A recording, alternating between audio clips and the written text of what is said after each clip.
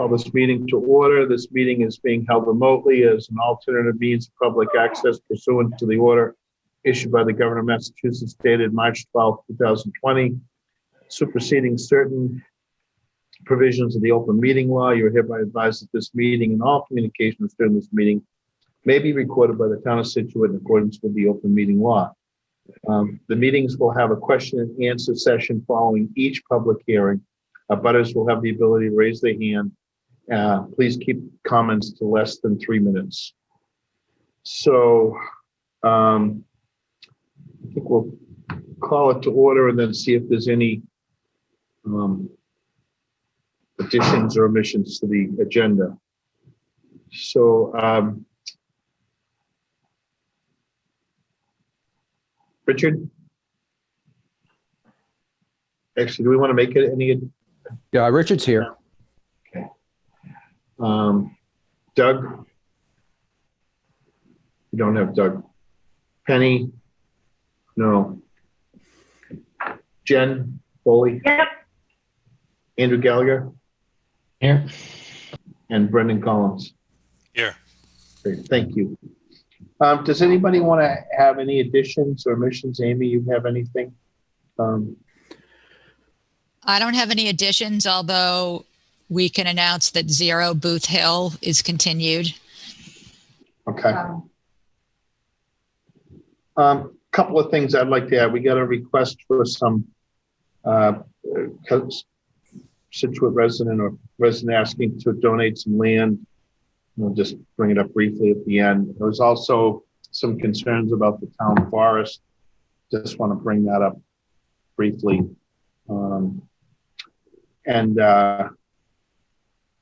I think that's the only thing that I have. Frank, Okay. before we're done, maybe I know over here there have been several of the docks that were destroyed and are laying in the marshes. And I don't know if that's an area that we should cover or not, but maybe before the end, we could at least discuss it for a minute. Okay, we'll add that. Anybody else? Great. So we're starting out with 181 Old Oak and Bucket. 281. 281. On December 7th, 2020 at 5:15 Union Town Hall, Scituate Conservation Commission will hold a wetlands hearing under Chapter 131, Section 40 of Massachusetts General Laws and Section 30700 Town Scituate Code of Bylaws regarding the application of Lovendale LLC for work related to establishing a temporary 15-foot wide wetland crossing to access an area of uplands to complete perk testing within the 100-foot buffer zone at a location at 281 Old Oak and Bucket Road. Abutters and other interested parties are invited to attend. Information to access the virtual meeting is available in the agenda posted on the website.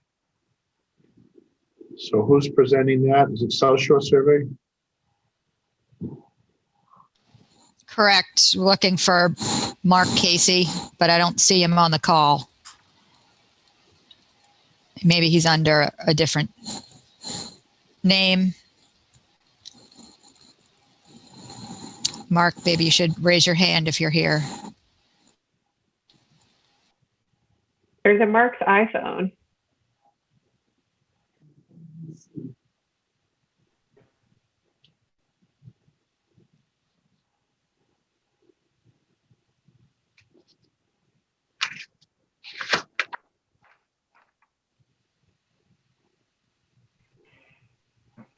No? Well, let's try Mark's iPhone.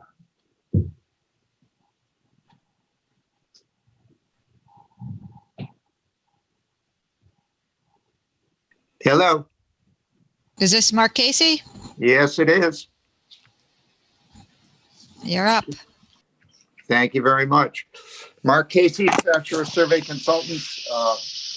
As you can see on the screen, the wetlands that are in the lime green are wetlands resource areas, BDW flags in wetlands resource areas that you previously approved by an ANRAD. The darker green flags to the west are wetlands lines that have been recently done by our wetland scientists, ECR, Brad Holmes and Cameron, and this wetlands line has been reviewed by Ecotech. I was in the field the day of the review, as was your Conservation Commission agent, Amy Walkie. It appears we have a letter from Ecotech. The wetlands flags are all accurately placed, and we pay particular attention to where we'd like to bring a backhoe across the wetlands. If you can also verify this by looking at Ecotech's review. It's very, very bony, okay, coming across this area. Shouldn't do any damage whatsoever to any wetlands. It's just it could even support a track vehicle. We won't use one, but it could easily support a track vehicle. So we're going to come across and we're going to do, you can see in the shaded areas, proposed perk area, we're going to do some perk tests in here, bring the machine back out, and we'll be gone. So the purpose of the notice of intent is twofold. One, to get these new wetlands flag lines accepted and to get your permission to bring the backhoe in across this approximately 15-foot wide area, do some perk tests, and bring it back out and leave. If anybody has any questions, I'll do my best to answer them.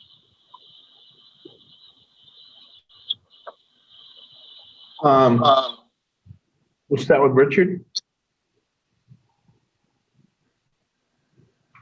I think I understand exactly what you're trying to do. And pardon me if I'm just not seeing it, but where is the access going to be to get to this? I see where you're going, but I don't see where the access is. Well, the access comes right in through here, between these two wetlands flags here. But to get to that area, how are you going to access that? Like that's coming off the driveway? We're coming, I'll put my cursor over Old Oaken Bucket Road. We're coming in. You can see there's a semicircular driveway and a paved area. Yep. Okay, we'll come through there. There's a little break in the stone wall right there. Come right down there and through the 15-foot wide corridor. Okay, that's what I wanted to know. Thank you. That's good for now, Frank. Okay. Jen? I promise I was listening, but what was your, is there anything you're planning on putting down? I think I missed it, to protect the wetland while you're crossing it, or? Good question. Now, What do you? Amy brought that up the day we did the site walk with Art from Ecotech, and it's really not necessary. It's very, very bony. In other words, rocky. Okay. And that's even Art pointed that out in his letter, his peer review letter as well. Okay. I think I'm okay for now. Sure. Andy? Yeah, I saw in Art's report, I believe, a suggestion about moving the entry point a little bit to avoid taking down mature trees in the buffer. Is that moved in this plan, or is that, where does that stand? What's actually going to happen is I have made arrangements for Art to be on site at my client's expense. Okay? And what he's going to do is he's going to, where we enter between the wetlands flags, he will actually guide the backhoe in. So again, I think I can paraphrase his words exactly. We might damage one or two non-mature saplings at the most by coming in this way. And I thought it would be prudent. Let's have him on site. Obviously, any of the commissioners are welcome to come, and Amy is welcome to come. But it was important to me that Art be on site to guide the machine in and out. So, got it. That's helpful. That's all I have for now, Frank. Thanks. Thank you. Brendan? You know what? I'll pass. I'm okay. Okay. Amy, you were out at the site with Art and whatnot. Can you enlighten us a little bit more? Yeah. So actually, I have Art on the call.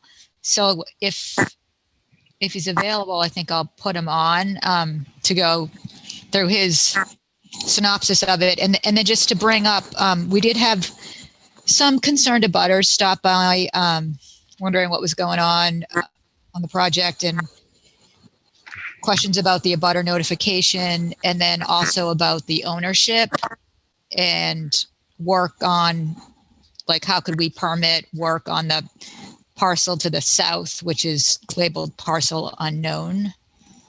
So I think that's referring to, like, there's not a deed for ownership for that parcel. But let me get Art on the line here. Oh. Art, Art's here. great. How you doing? Good. How are you this evening? All right, thank you. Yeah, so I was on site with Amy, Mark, and Cameron from ECR on November 20th. I provided a report which has been mentioned in the earlier discussions tonight. Basically, I'm in agreement with the delineated bordering vegetated wetlands on the site, and I found that to be the only extant resource area on the site is BVW. I did not note any streams, intermittent or perennial, ponds, any water bodies, waterways. It's limited to bordering vegetated wetlands. And also, I was asked again at that site visit and provided some follow-up correspondence about monitoring the temporary crossing, and we discussed on site a location to minimize vegetation impact. I also noted that the wetland to be crossed in the temporary crossing location is on a shallow slope. It's a mineral soil with a pretty rocky surface, and in my opinion, as long as it's done in that area, it should be able to support the equipment with no damage to the wetland or soil. So that's just a brief synopsis. Also, Amy asked me if I would stay for at least some of the soil testing, because I am an approved soil evaluator. So I said I would be there for the morning, and I would witness at least some of the soil testing proposed on the site. That's it. Thank you. Great. Thank you, Art. Any of the members want to have a question for Art? Okay. Art, do you consider that a boulder field? I mean, I didn't go out to the site, so I'm trying to envision what you have there. In the wetland, you mean, or? Yeah, the area that they want to cross where it's rocky. I mean, would that be termed a boulder field or what? No, I mean, I'd say it's probably differentially eroded, meaning it was a typical stony glacial till, and over the years from water movement, the fines have been washed out, so it's just kind of concentrated the stones. I'd say it's almost more of like a stone pavement. It's not large boulders. It's more just like a surface of stones, really. Okay. And when you went out to that site to delineate it, is there a chance that it's going to be, obviously we've got a lot of rain and stuff like that. Would any of that play into what you're doing? When is the FERC scheduled for this? December 17th is what I'm currently scheduled for. Okay. So even if that's wetter, you don't think there'll be any damage or worry about that?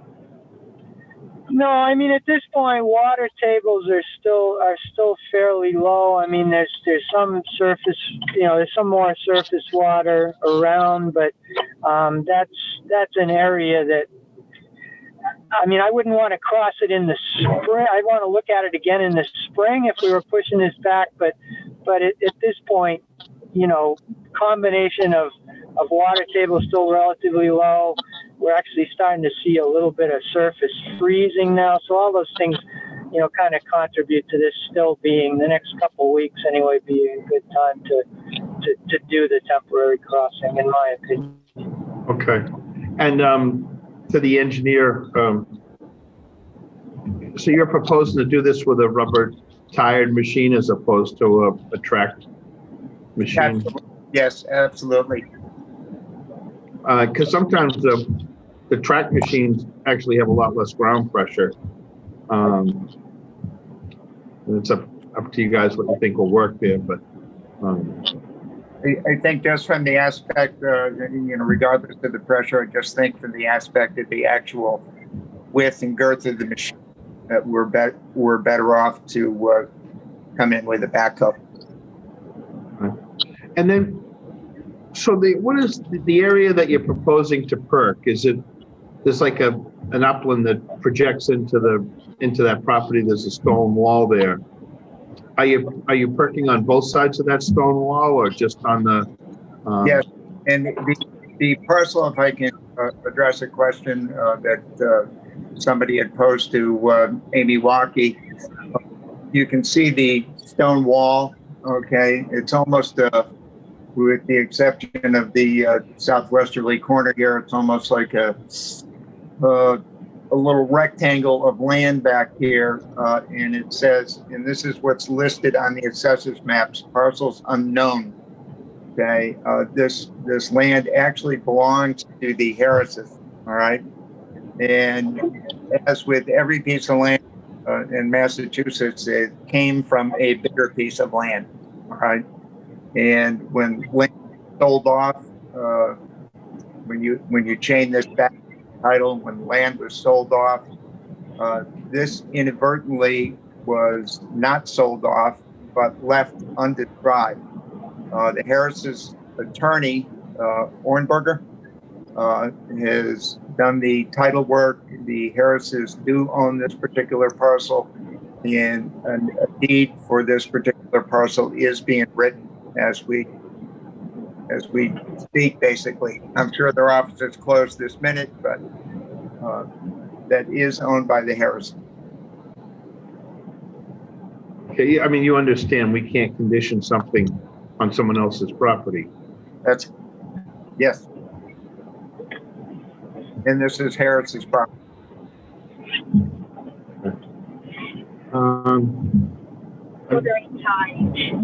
That's all of my questions. Do we want to open this up to anybody else have any questions? If you do, raise your hand, please.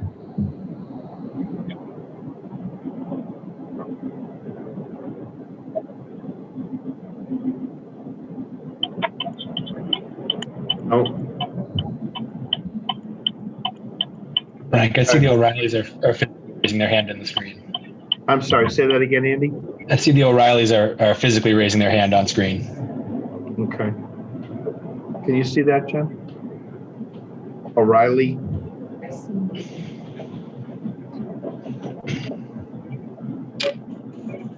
Can you hear me, Frank? I can. Yep. Okay. This is O'Reilly. Hi, Liz and Bill O'Reilly, 179 Maple Street. I guess the question is partially answered about the parcel of unknown that the Harrises own it. When I went to the assessor's office, they had no idea about the piece of land, no deed, no title, and no taxes have been paid on it. So that's where I think a lot of the confusion is coming about allowing a parking to occur in an area that nobody knows who owns the property. That was one of my questions.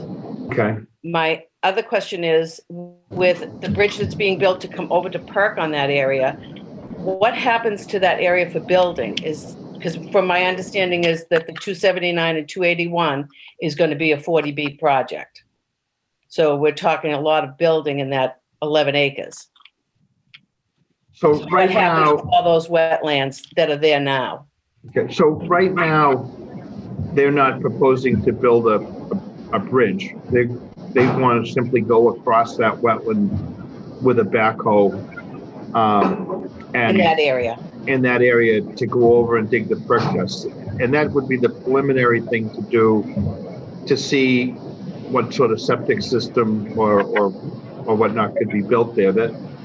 So the only thing that this hearing is for tonight is to allow them to go over that wetlands crossing and perk the land there. They'll have to So do their. if there's no title and no deed, they can't do it.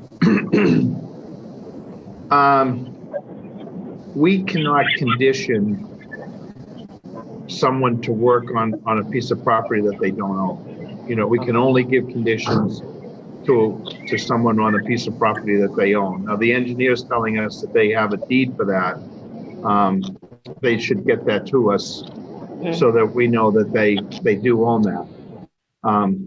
But the commission isn't spending a lot of time researching a deed. We're going to take a deed that's presented from their attorney, and then if it's not true, hopefully that will surface as they proceed. But our assumption would be if they give us a deed, they show us that they've got to own the property, then they can proceed to do.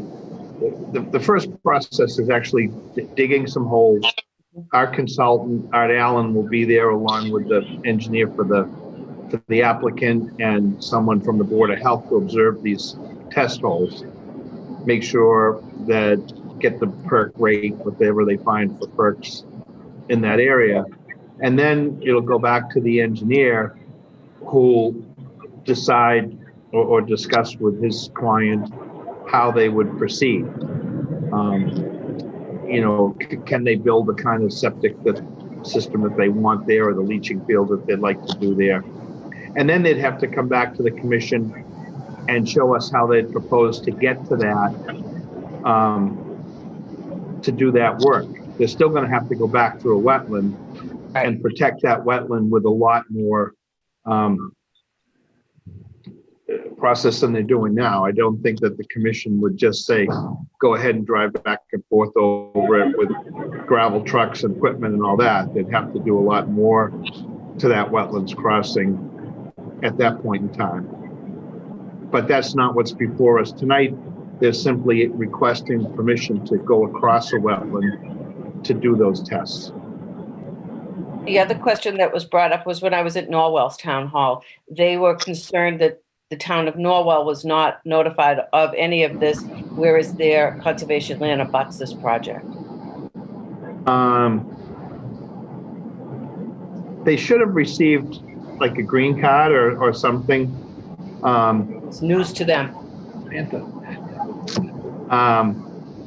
Do we, Amy, would we have gotten a green card from the town of Norwell? Or? We can check that and verify, but I thought that we had verified all the abutters, but we'll double check that, Liz. Thank you.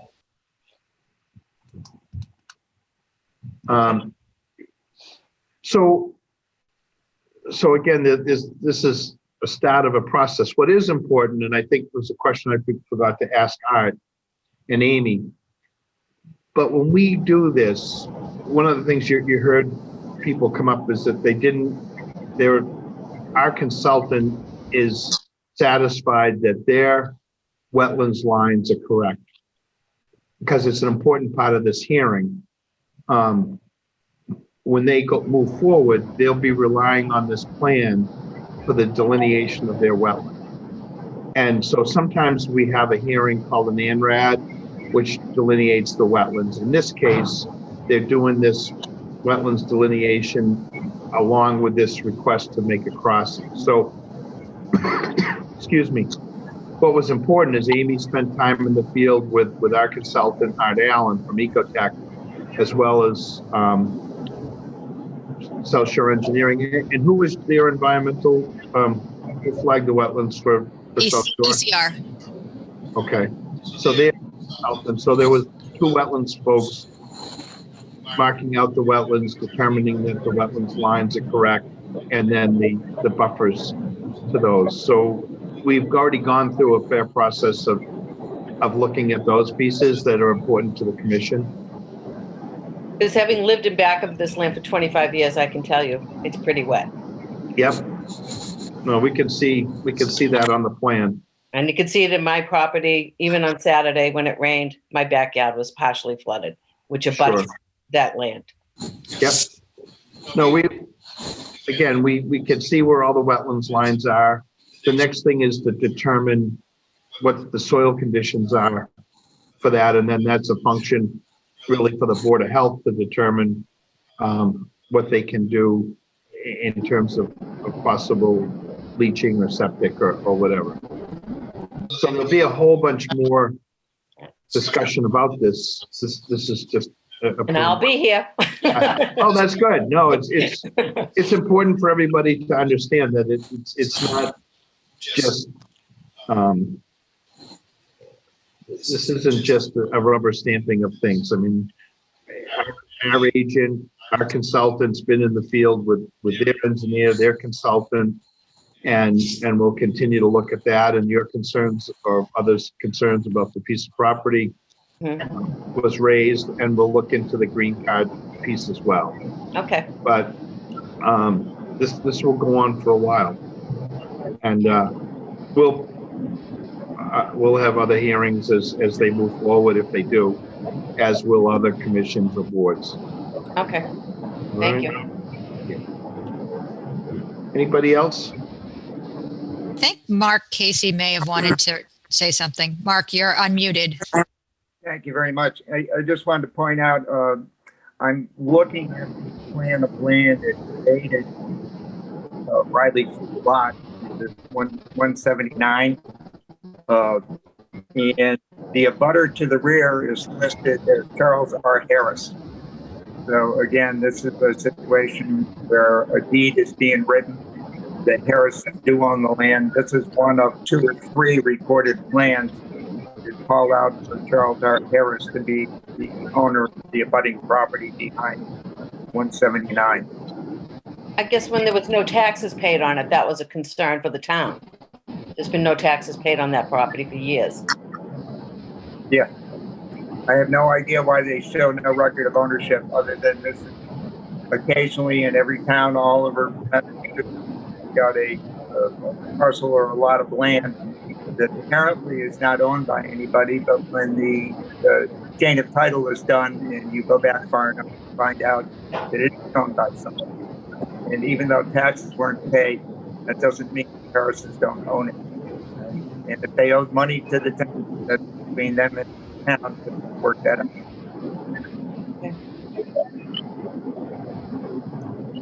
out. Anybody else?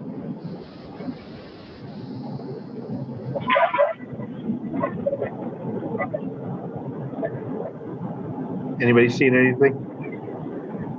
Okay. Can I get a motion? Well, we can't close it, can we, Frank? Because we don't have that deed that we need.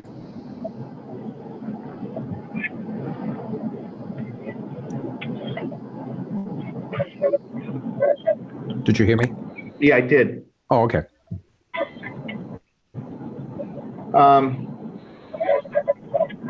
Yeah, I think that would be prudent to leave it open until we get these items resolved. It does look like there's 2 more people raising their hands. I'm not sure. Yeah, I thought there was other people interested too. Can we get Elizabeth Murphy? There you go. They can close with the first stipulation. Elizabeth?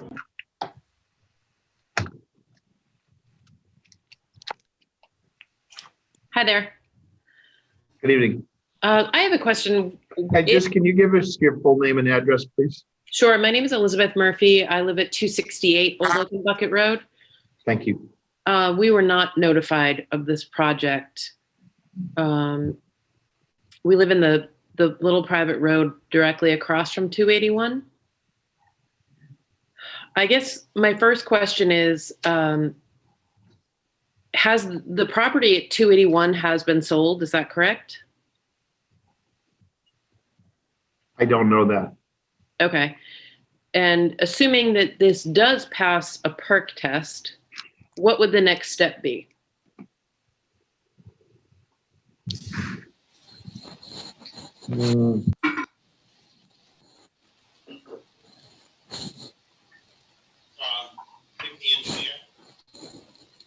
Yeah, Mark, you can speak to it. I mean, right now we're just doing ANRAD, so we're really just talking about the wetland boundaries and the work that's proposed for the perk test.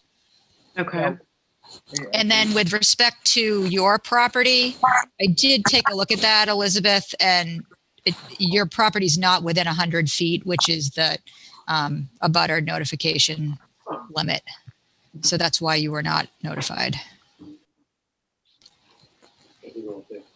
Huh. Okay.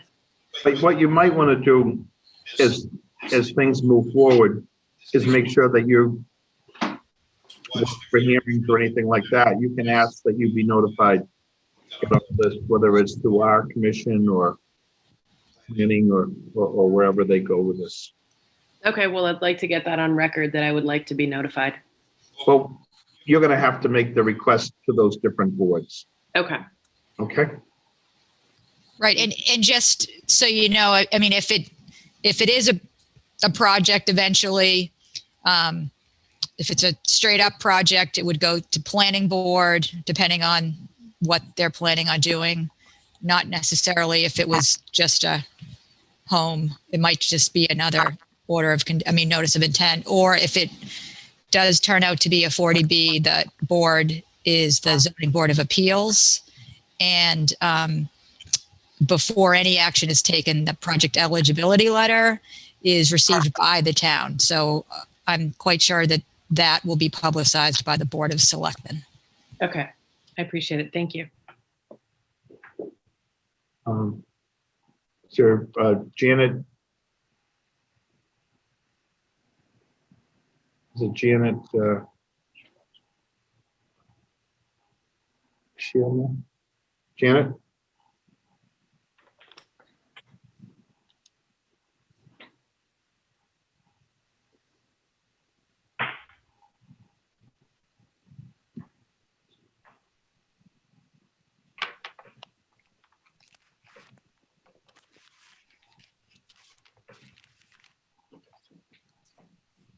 Trying to get Janet There, Bonica up. are we on? Can hear you. Yes. Janet, you're on.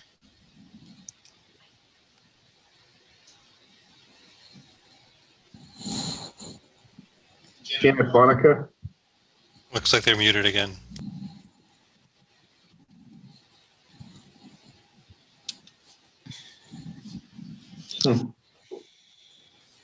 Want to switch to Kevin Marshall and come back to them?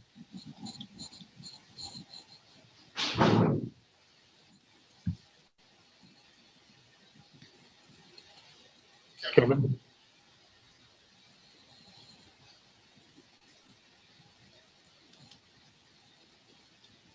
Can you hear me now? Yes. Kevin Marshall, 282 Overcombe Bucket. Couple of questions. I don't pretend to know how to really read these maps, but to me, it appears that they have plenty of room on lot 4A to perk. Why do they need to cross wetlands to perk when it looks like there's plenty of other area they could perk? We'll field that one to Mark. Yeah, am I unmuted? Yes. Yeah, we want to find out, we're in the design process. We want to find out every area of the property that would be viable to support either the soil absorption system or stormwater recharge.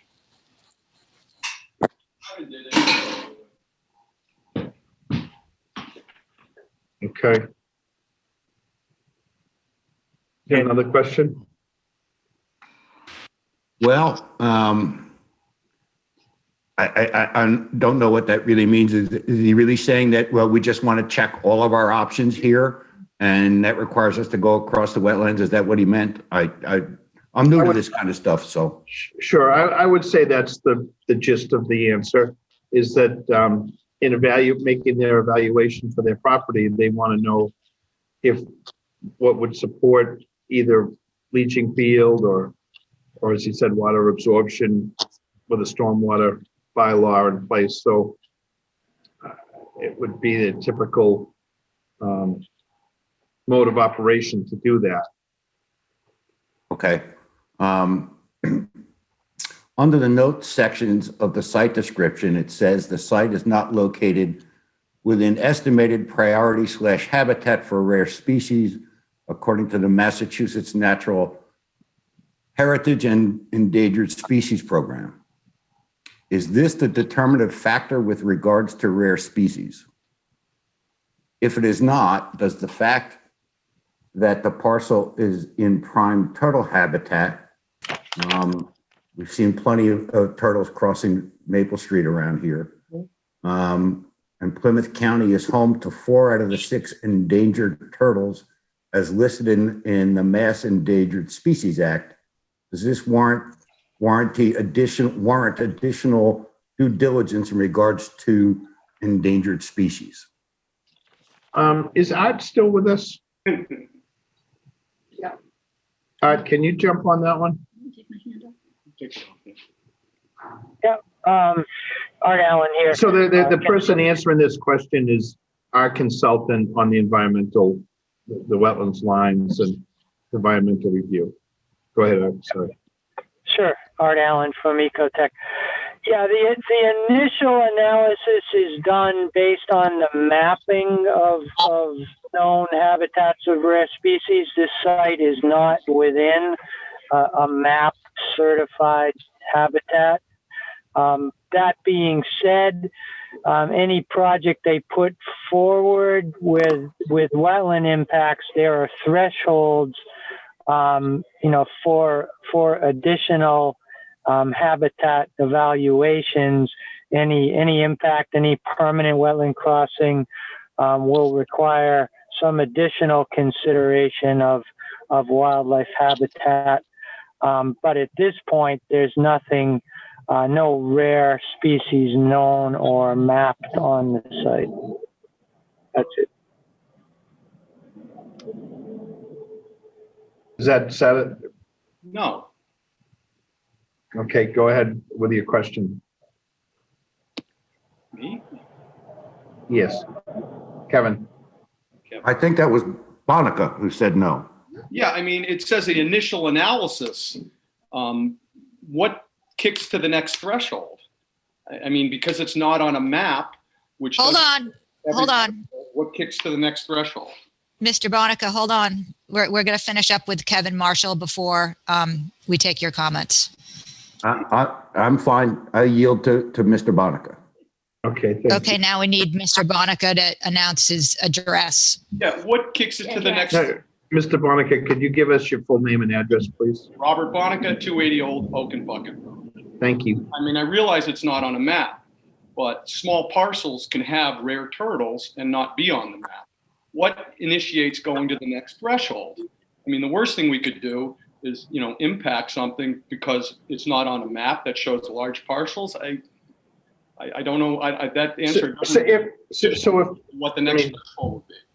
And maybe you can correct me, but so if there's an area that's designated by the state to have habitat for certain species, then there's different mechanisms that the applicant would have to do before they do this process.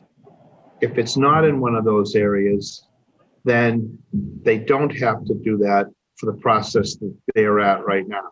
Right now, they're requesting the opportunity to cross a wetland to access another piece of property. At the same time, they've also delineated their wetlands that's required and then listed the different restrictions on that piece of property. If this were in a water resource area, that would be on that map.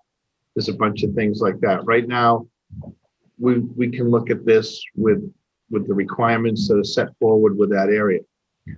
If and when they move forward with more intensive work, then they trip other requirements that then we take a look at. So let's say that they move forward and they want to develop this and they want to do a formal wetlands crossing to get to that area. That's something that would require other review and other regulations. All right, am I pretty good with that? Right, yeah, Art Allen again. The initial cut, as you noted, is based on the mapping of known species in the habitat areas, which at this point none are mapped on this site. Again, if they do move to a project that has, say, a wetland crossing or some other impact, there is a requirement for a habitat evaluation. So they do additional studies. They also, in any wetland crossing or impact, they need to incorporate, certain measures, culverts and slopes and things that would facilitate, wildlife protection, wildlife movement. But also I could add too, if, people are mentioning seeing turtles and knowing of turtles, I mean, that's one of the things that the Massachusetts Natural Heritage and Endangered Species Program, depends on, is people with knowledge and information to provide that to them, and that's one of the ways that these rare species areas get noticed and mapped is through people reporting rare species. I mean, again, there's a number of common turtles that people see all the time that aren't rare, but as noted, there are, I would say 4 in that general area, that there probably are 4, rare turtles known in that part of the state. So again, that's one of the avenues, and one of the reasons, they have these hearings and people are able to participate is that, if people have that local knowledge, they're, welcome to bring it forth at any point to the commission, and more importantly to the state. Again, the Massachusetts Natural Heritage and Endangered Species Program, they're online, and their contact information. If you have, again, known sightings, I mean, that would need to be, photo documented and then confirmed by the state agency. So if that helps at all. Thank you. Thank you. Mr. Bonica? Okay, thanks. I just wanted.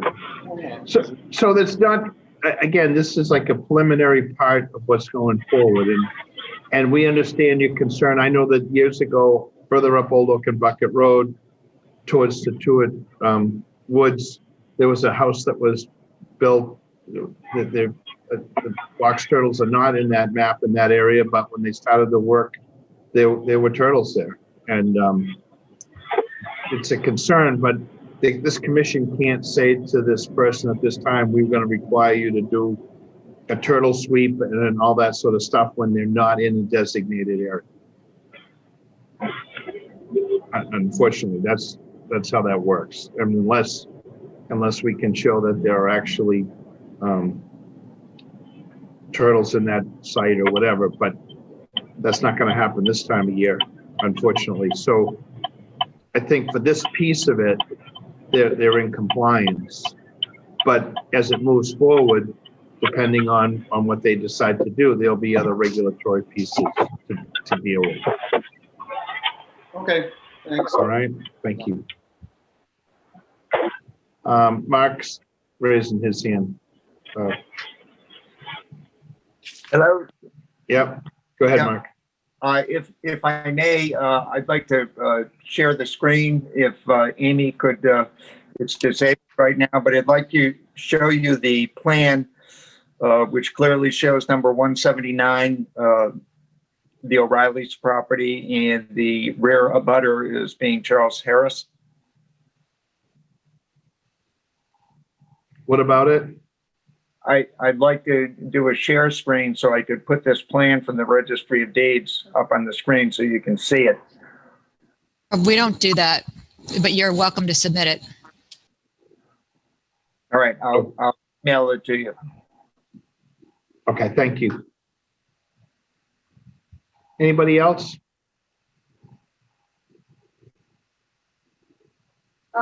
Yeah. We have Liz O'Reilly, Can I just ask Sure. a quick question for clarification? Running along the property in between the house at 281 and the shed, it says Zone 2 Aquifer Protection District. What does that mean? It's a dark line running I see. right along. Either Art or Amy or Mark.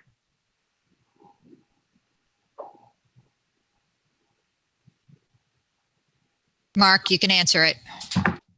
Zone 2 means an area that's referred to as a Zone 2 area of contribution to a public water supply. Okay, and that is a area that's mapped by DEP. That means that that particular area is X number of feet away from a public water supply, a well.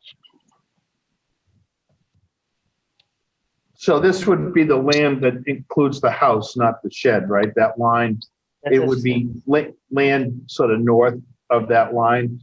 Is that right? I'm looking. So where that line is, that Zone 2 line. Yep. It's land that's between that line and Old Oak and Bucket Road, as opposed to land that's towards Norway. Correct. The text, okay, is on the side of the line. It's actually in the Zone 2. So there is a corner of that piece of property, Liz, that's Okay. in the Zone 2. Okay. I think the reason that the land on the other side isn't that is that water area probably goes towards the cranberry bog, and the drainage from the cranberry bog was separated years ago from water that flows towards Old Oak and Bucket. So there's other maps that show like water flow, Okay. and because of the concern for the use of the cranberry bog, a long time ago, a lot of that water was directed in that. I can't say that specifically. Maybe some of this flows towards Norwell as well. But if the land that house is on going north heads towards the brook that feeds towards the well location and ultimately the reservoir. Okay. All right.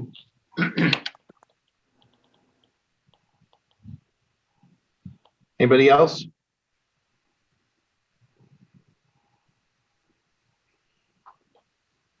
Seeing none. Okay. So we're going to continue this to get that information on the deed. I would make a motion to continue. Yes. I would make Okay. a motion. That's Richard. Mark, how soon can you have that information? Can we continue this to our next meeting? When is your next meeting? 2 weeks. Yes. Okay. We have a date for that? December 21st? 21st. Okay. Can I get a motion to continue this to December 21st? I'll make that motion, continue 281. I'm sorry, 281 Old Oaken Bucket Road to December 21st. Okay, do I have a second? Second, Andy. Andy seconded. All in favor? Richard, Yes. Jen, Yes. Andy, Yes. Brendan, Yes. Frank, yes. So you folks that have been watching this, you're not going to get another notification in the mail or anything that this meeting, this is the notice that the meeting's continued to that date. Okay? Hey, Frank, Yes. I was just wondering, with the meetings not till the 23rd, 21st. 21st, will the perk on the 17th be delayed as well? Oh, good point. Yes. Okay. Thank you. Thank you. Okay. 49 Collier. On December 7th, 2020 at 5:15 p.m. the Town Hall, Scituate This is Conservation continued. Commission. Well, we have to open it, right? Open it. and It's continue. continued from It's November. continued. I'm Yeah, sorry, I don't have to do that. So Yeah, we're continuing a Richard. public hearing. thanks. We did open that. Yep. And the applicant, is this Paul? Yes. Where are you, Paul? Good evening.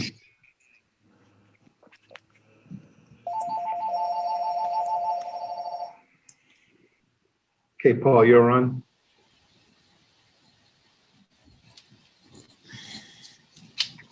Can you hear me? I can. Okay, I'm here with Stan Humphreys. Stan should be on as well. Good evening. Good evening. Hi, Stan. All right. After the last meeting, we made some edits to our plan and we submitted them to the commission. So our last revision date was November 20th.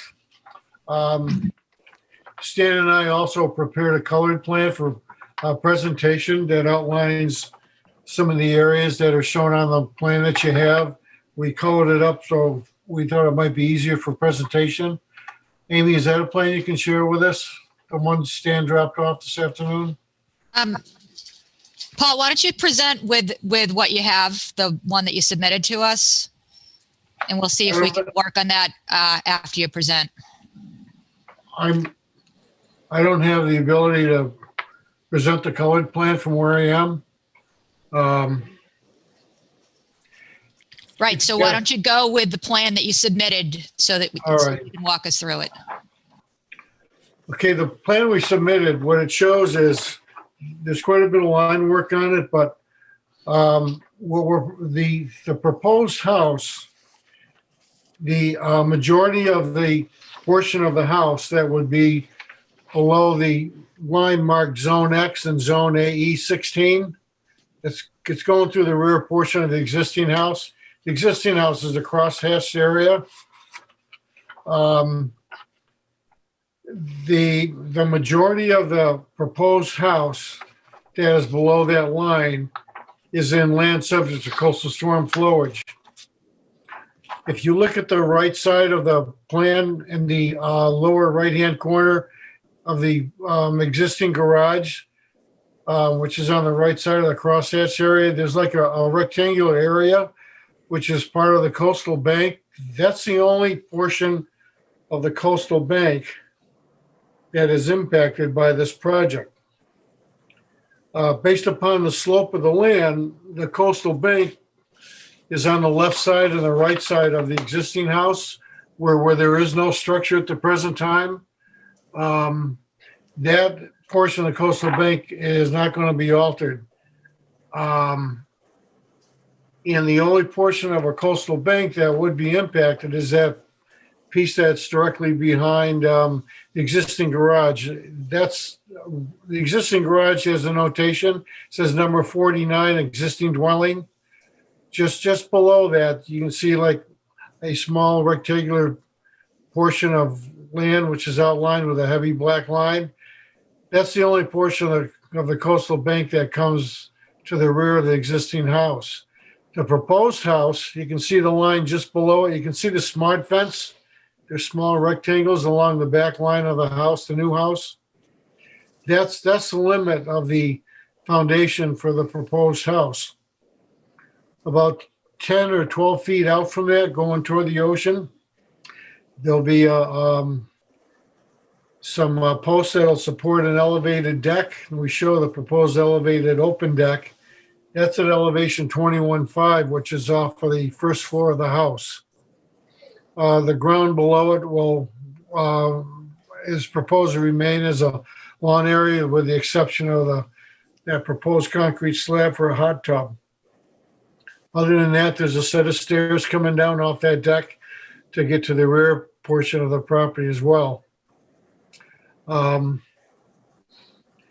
plan also shows in the lower right-hand corner, there's an area of existing vegetation, which is going to remain.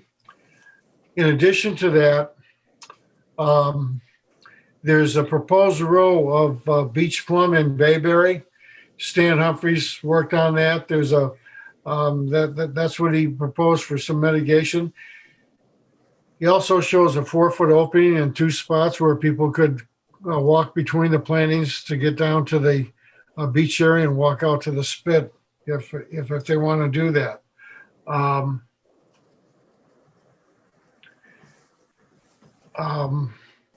There's no portion of the house, the main house is in the velocity zone.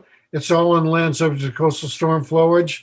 In the zone line, the FEMA zone line showing zone AE 16 on the uphill side and zone VE 17 on the ocean side is going through the, it's going through about the face of the open deck above. We submitted an architectural plan that's revised that shows that that open deck is not going to be attached to the house. That's a requirement of FEMA. If the deck is in the velocity zone, it can't be attached to the house. So that was information that you would ask for as well. I'll let Stan explain what he's proposing to do on the water side of the house in the area of the proposed cobble fill area in the fill and the proposed lawn. Stan, do you want to chime in on that? Sure. And just as a segue to what Paul was saying about the location of the seaward side of the house, if you look at the adjacent parcels, the one to the left is about in line, the midpoint of that house is in line with what's proposed on this property. And then the house on the right, it too is farther seaward than the proposed structure. But I think one of the biggest environmental improvements in this project relates to the concern the commission voiced about the gully, quote unquote. I think there's a great opportunity to expand the dune replication across the property to elevation 11.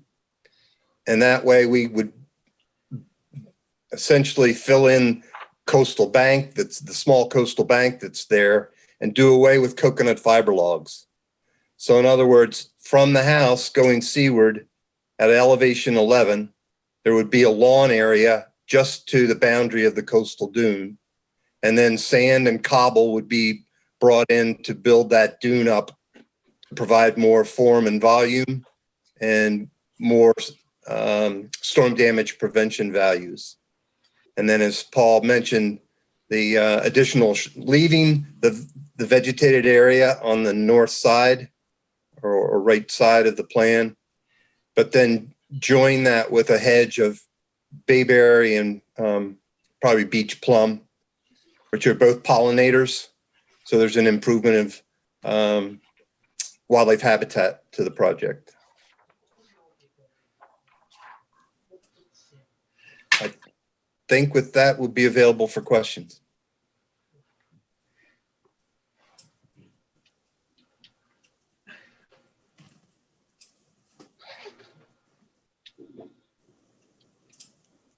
Richard, you were at the site. Do you want to field first? Yeah. A couple of you have, but. Yeah, I got a couple things, and I'm not sure it's all of them, but a couple that come to mind.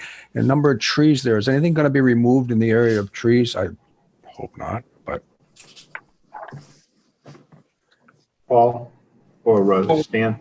We're proposing to move the trees that existing vegetation area shown on the plan is to remain. You're saying they'll remain, am I correct? Yes. And the other question that comes to mind right away, and again, I'm not getting all this as well as I might, but it seems to me that tub is not where it should be. It doesn't seem like that's in the wetland, isn't it? Sand the slab for the hot tub. Yeah. The slab for the hot tub is going to be up against the foundation of the proposed house. Yeah. It'll be underneath the deck above. Okay. No, I'm not. But it looks like it's in the middle of a zone E and a zone V, so it's actually in the B zone. A portion of the concrete slab is. Okay. I'm sure I'll have some other questions. So those are the first two that I just. There's a lot here, so we'll pass it around. Yeah. Thank you. Jen?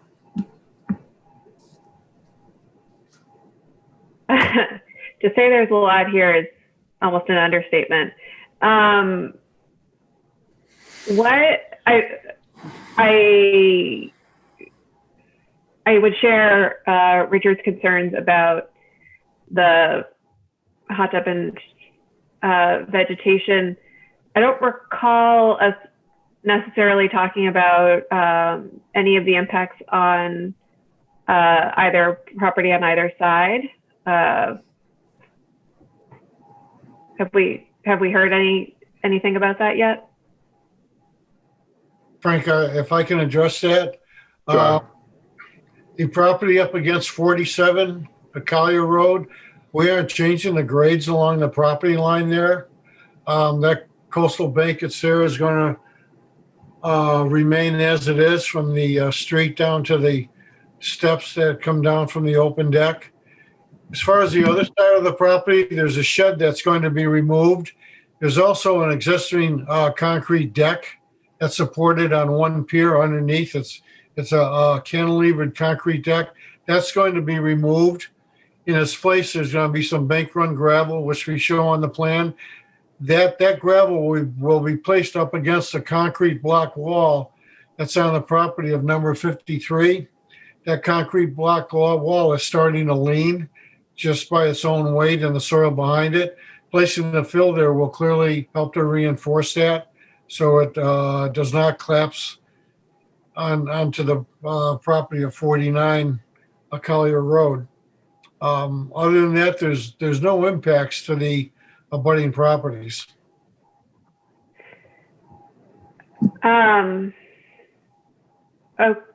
Okay. Trying to follow some of that. Are you only raising the grade to 11 near the existing berm, or are there other grade impacts that will potentially affect the other abutters? We aren't doing any grading to the left or right side of the proposed house. That's a fairly narrow area. There's no need to change that grading. The regrading is going to happen from the end of the open deck, if you will, toward the water. And that's the grading that was proposed by Stan. Other than that, he's remaining on the uphill side of that. So if you recall, the existing conditions have, from that dune, end of the dune, it slopes down from like 11 to 10.9. I think 8 is the lowest elevation. And then it rises back up to 11. So we're essentially proposing to fill and level that area from the north boundary over to the south boundary. So it won't trap water in there and cause potential drainage issues off to the north. So that's 3 feet of fill. That's a lot of fill. Yes. Yeah. Okay, glad we agree.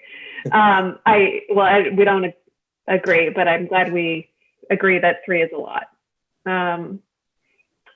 That might be it for now. Okay, well, I think we're going to circle around as we have talk about this. So don't feel like this is your only time to ask. Thank you. Andy?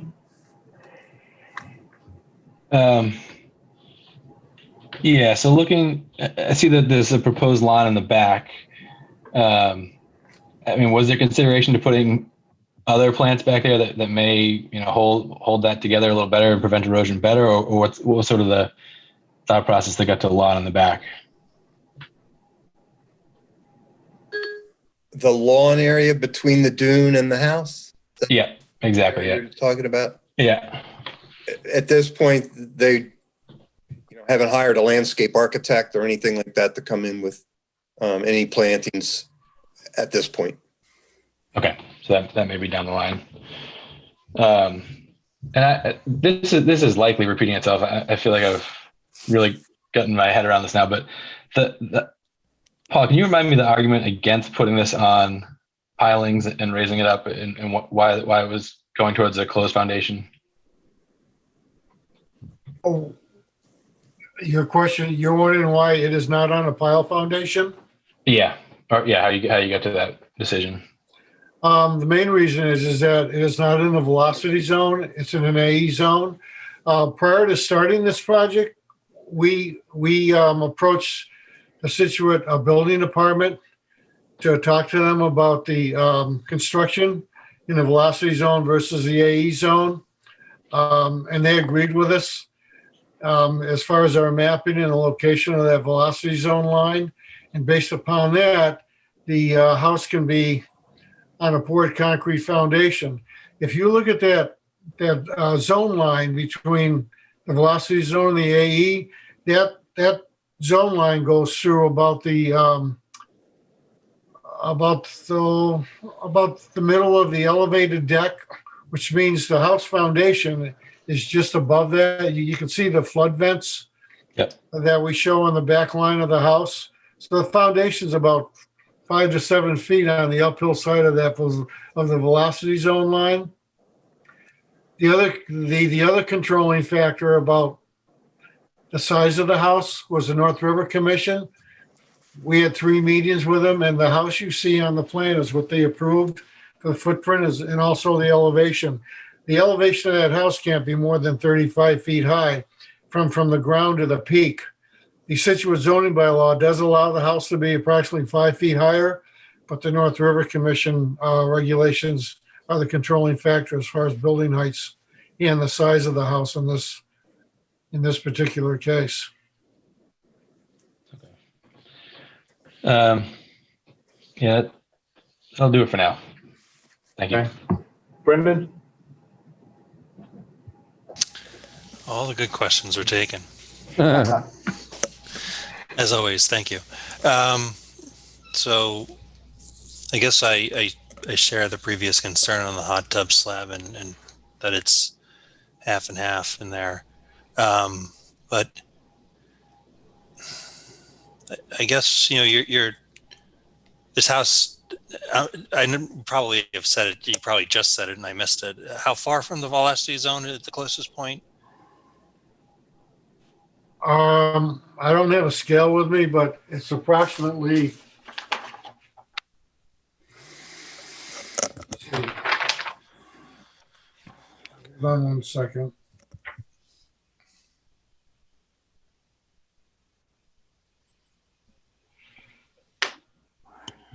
It varies from about 3 feet to 8 feet. Yeah, I guess my question is there any consideration given to, the expected change in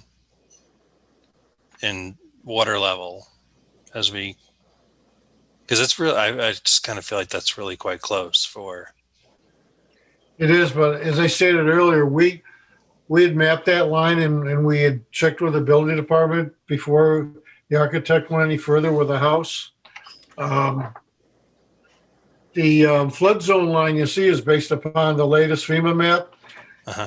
If you recall, the map was revised in July of 2012, and 10 months later, it was revised again as a preliminary map. That was finalized in November of 2016. The floodwater elevations rose significantly in many parts of the town. This plan is based upon that map, is noted in note number 3 on the plan. It's based upon the November 4th, 2016 plan. Okay, so those levels had moved significantly. Yes. Okay. And how old the existing dwelling is? The existing dwelling? Yeah. Like, is it 30 years old, roughly? Let me see if I can answer I guess, that. The foundation is made out of concrete block. Right. Which isn't something you would use today. I don't know if I have the assessor's card, but okay. My guess is probably from the 1940s. All right, so it's 60 to 80 years. Can I just jump in on one real quick? Paul, can you repeat the answer you had to the distance from the proposed house to the V zone?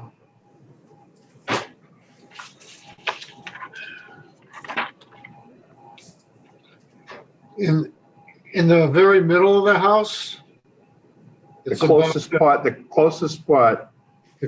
proposed house. Okay, the closest spot to the velocity zone is mapped. It's about 3 to 4 feet. That's my guess, yeah. Yep. And then it starts to tail off as you go north. Mm-hmm. You go to the north, it's about 8 or 9 feet. And as you go to the south, it's about the 3 to 4 feet. It's pretty close. Okay, and I'd agree with Paul's assessment of the age of the house, given this construction that we saw when we were there that day. As would I. I guess my point is, my thought is just, this is so close, and we're expecting this, in how many years before this house is then in the velocity zone. Correct. That's not in consideration here. It's certainly something to think about. Right. Yeah. But I'm not living there, so. But, well, sorry. It's part of our concern to look at this as we go forward. We do have the current regulations and standards, but we have been sort of tasked with looking at the future of this as well, knowing the sea level rise and whatnot are on the move. So it's certainly important to consider. Is there any of the our members that want to circle back to something? Well, Frank, just a couple things that occurred to me. Number one, I'm a little concerned about there being even a grassed area, and I'm also concerned about all the fill being brought in. I know Jen alluded to that too. It's a lot of fill, and we need to know what it's going to be made up of if it were to be approved, and what's to stop it from being washed right out again in the near future. I mean, honestly, there is a lot to consider, and I'm not trying to be difficult, but this is really a hard one to figure out, especially doing it remotely like we have to. Not as an excuse, but these are all questions that have to be answered. Sure. Okay. I got several. I'm going to defer to Amy, and then we'll see if we have any butters. And I've got a pretty good handful of stuff I'd like to question as well. Amy, okay. Yeah, those were some good questions. I mean, this is definitely a significant revision from the initial filing, with the material being brought in to so-called, nourish the site and to give it some additional coastal resiliency and protection. So what they're proposing, I don't think that this was called out necessarily by Paul or Stan, but 110 cubic yards of gravel run between the dwelling and the dune, and an additional 175 cubic yards of cobble and sand between the house and the beach, so that from approximately where the beach roses are all the way to the house, they're bringing it up to elevation 11. So if we think about it on the ground, so the water's going to come in, we know there's that revetment in front, but still the wave action on a regular basis does fill into this cobble beach area and washes up and, moves, shifts and migrates the sediments along there. So I do agree that we need to be concerned about the type of material that they bring in here if we're going to accept this, and to make sure that it's consistent with the native materials and rounded, consistent. And then I do like the idea about adding vegetation. I'm not so sure about the manicured straight line of bushes. Maybe it would be nice to see some additional plantings in that area to give the dune some additional stability. Still concerned about the house on a solid foundation. Just a comment about the A zone and V zone.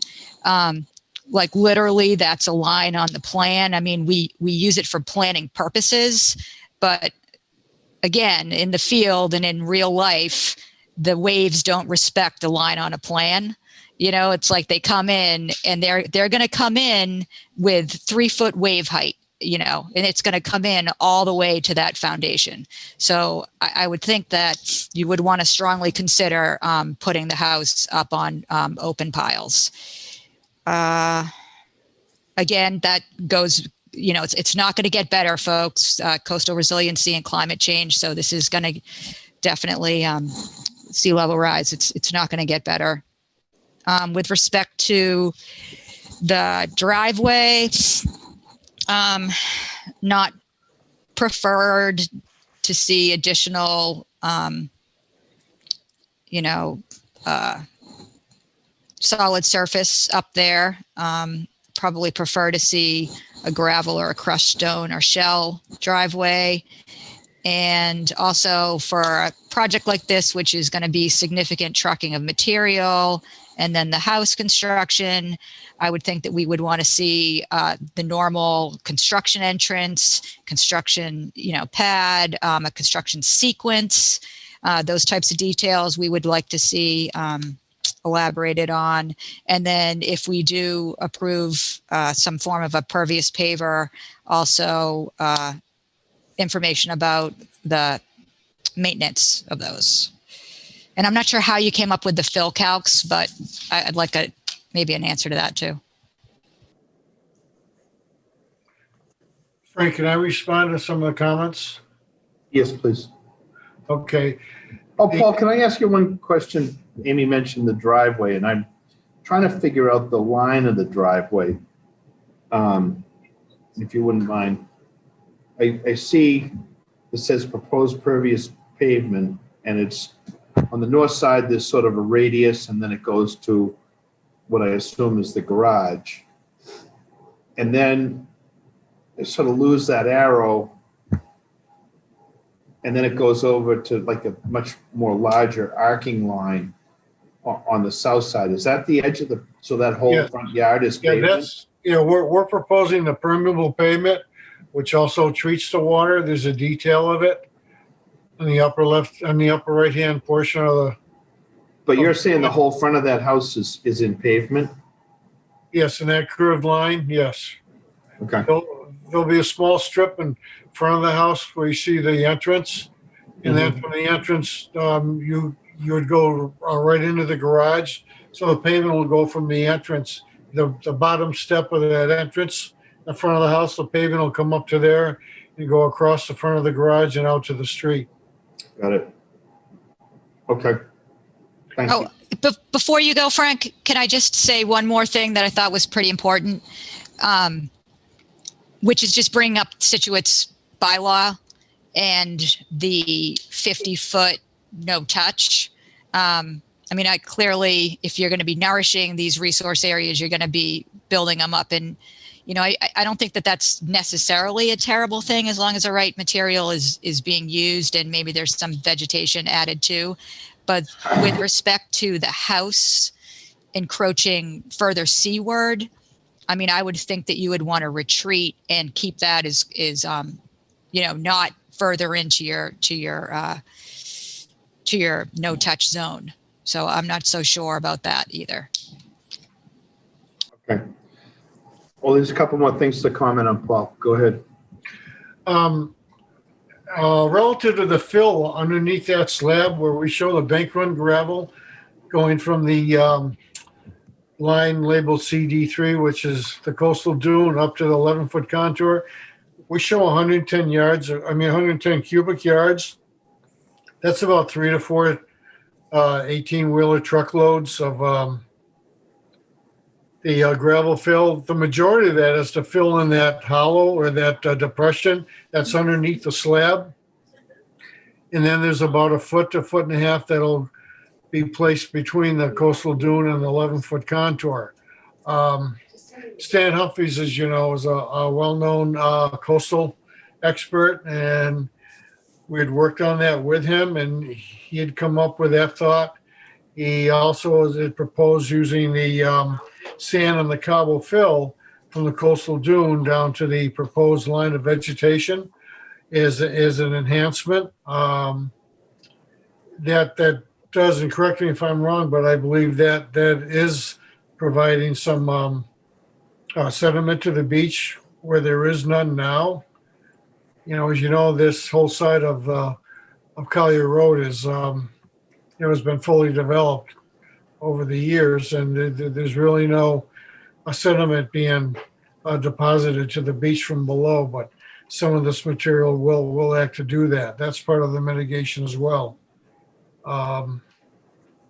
As far as that house being put on piles, we've discussed that a number of times with the builder, the architect, and the owner, and they have made a decision to put it on a concrete foundation because it is not in the velocity zone. They're able to do that under the building code. So that's the reason why the plans reflect a poured concrete foundation. I do understand the commission's concern about the elevation of floodwaters over time, and the owner's aware of that. The first floor of that elevation, the first floor of the house, because the house is in AE 16, the first floor of that house would have to be at elevation 17, and there's 1 foot added to it under the local wetland bylaw. The first floor elevation is 22, which is 5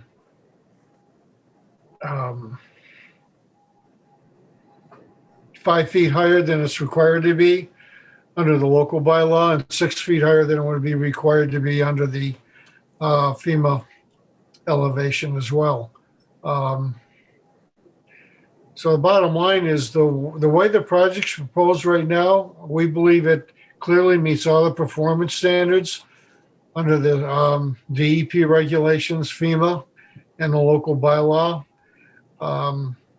Stan has proposed some improvements on the water side of the house, which I think makes a big positive impact to what's out there now. And it should help to mitigate some of the damage they're currently seeing from these storms. I've also been told, and I think the commission's aware of this, that the town apparently is considering removing the revetment and reconstructing it closer to the house. The owner has advised me that he's been approached by the town to do some tests. The town wants to do a test boring on the beach area of this property in connection with the design of that proposed revetment. Again, the velocity zone is 17. The top of that revetment, I believe, is 15 or 16. So if the wave height is 17, you'd have about 1 to 2 feet of water theoretically coming over the revetment. But as we all know, every storm is different as far as the direction it comes from and its intensity. According to the map, the water would flood up to elevation 16, the still water. Then the velocity zone would be 1 foot above it. So I think I'll end with that unless Stan has any further input, and we'd be happy to answer any questions you may have. Yeah, just a couple more things. I'm not so clear about this 50-foot no-touch zone. We're in a heavily altered, developed area with no natural vegetation on the seaward side of that house. It's lawn. And I think in response to the concern about the location of the house and the kind of foundation it has, I may go out on a limb here a little bit, but I think an alternative of concrete columns similar to that's being used for the deck with breakaway walls for just that front section of the house might be an alternative construction method if the commission were allowed or permitting the house to be where it's located. It's where it's being proposed. Can you repeat part of that again, Stan? Why would? So instead of having a solid seaward facing basement wall, 3 feet away from the velocity zone, there may be a way to use concrete columns, maybe 8 feet on center. I'm not sure about the design of it here, with breakaway walls.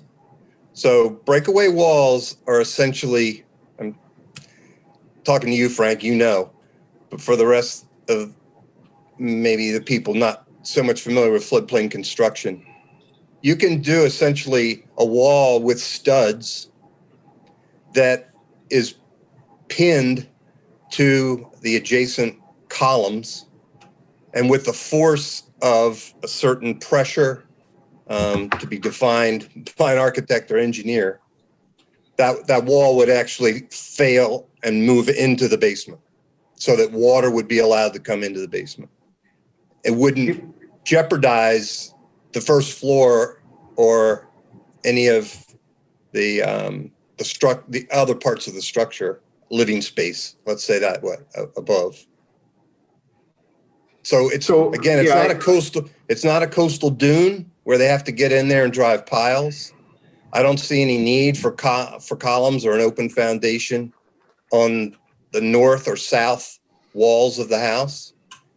The concern is that frontis or seaward side of the house. Is that correct? Yes. So to your point about the breakaway walls, before a lot of these flood vents were used, the typical scenario for FEMA foundations would be we'd create an opening and then put these panels in that were minimally fastened so that if there was flooding outside, it would be fairly easy for those to pass in. So I think there's something like that. Whether that's permittable with the building inspector, I don't know, but that's what we would call them. I think you could still have the flood vents in those walls, because for a while, if the 100-year flood comes and FEMA's correct on an A zone, you're essentially going to have, rise and fall of water without waves. Right. But no, the commission's right about these are lines that are drawn on a map. What about the fact that there should be some respect for the ocean and what waves can do? And I just thought that might be an alternative we could think about, but I think it's dependent on, some cooperation here from the commission that the house is okay where it's designed. Okay. I've got several questions. Does anybody else want to go first? Any commission members? Do we have anybody in the audience for this? It doesn't look like it. Alan Brown was on, but he's the owner and his hand's now down. So I think that's good. Okay. So the first question I had was really one that we've bantered around some now, is that, what is a compelling reason for the commission to allow a structure to advance closer to the water? We have typically, where we have a coastal bank, we look for people to be as far away from the coastal bank as possible. And I realize in other scenarios, we're talking about a coastal bank that's relatively high. And our concern is more that if there's a disturbance close to that bank, that the bank could potentially collapse, like at the end of the Driftway or places along the cliffs where we've done other projects and Stan's been involved, where we're sitting up on a cliff and we're trying to keep construction away from the coastal bank because we don't want to see that bank fail. This is a little different scenario where it's sloping down towards the water. So I don't think we're really in fear of degrading that bank for that reason. But we still typically look for people to stay away from that coastal bank, or at least not encroach onto it more. And in this case, we're being requested to allow the house to be built several feet, 12 feet, 15 feet closer to that coastal bank, and then actually have the deck go beyond that. So it seems like it's a little extreme for other projects that we've done before, that we would allow this to advance that much closer. In terms of the North River Commission, I know part of their issues are aesthetics. They don't want to see a more looming house or whatever. And I realize people get stuck sometimes between conflicting boards. I think in this case, your client's been allowed to push this closer to Collier because of the proximity to the other houses and certainly gets it away. But at the same time, they're going closer to Collier. They're also going closer to the coastal bank. So I'm having a little trouble with that one. Other than I realize they want to build a house with decent size, but they're getting allowed to expand closer to Collier, and at the same time they're trying to go closer to the coastal bank. So a little bit of a conflict with that one.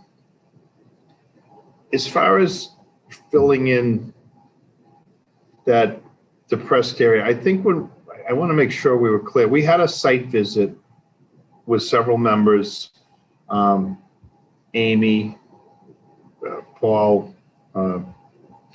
Stan, the owners, to sort of get a good understanding of the site. And you had made application to the commission with a plan that didn't include the spilling and whatnot. And then at the time of the meeting, that site visit, you said that you were hoping to do additional work.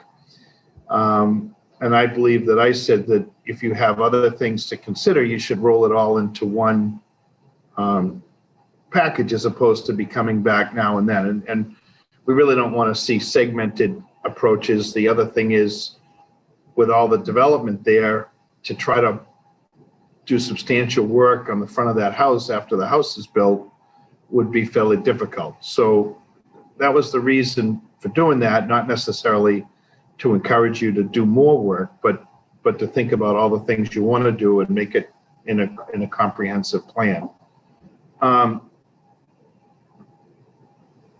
We are encouraging doing restoration of different aspects around the town. They did it at Man Hill Beach, at Egypt Beach, where the town, in an effort to protect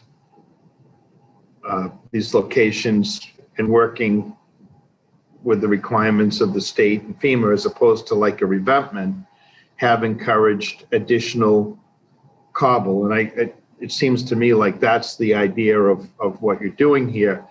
However, those dunes are usually created and then there's the space behind them. In this case, the dune's being created and then you're filling the space behind it. And I guess it doesn't really, there's not much compensatory storage there, because once this is overtopped, it really doesn't matter. But that's typically not what we've been permitting. We've allowed for a dune to be nourished, replenished, whatever, but not filling the area behind it. So this runs a little contrary to that. And then building that solid wall that much closer with the deck on top of it. It's a pretty aggressive plan. And I'm not a big fan of bringing additional people in to look at it, and we didn't ask for a consultant or someone to review it. We agreed where the coastal bank was and all that sort of thing. So it didn't seem necessary to have anybody else review this. But I do wonder what another coastal geologist would think of the proposal of creating this larger dune and then the filling behind it. And I'm not questioning Stan's knowledge on this. We've worked together for a long time, and I know he's done a lot of projects, but it does concern me that, like, water movement over the top of this dune, that it can just roll right up towards the house. So all those things I have questions about. And then also making sure that that cobble fill is compatible with the cobble that's there now. I'm gonna give some thought to that.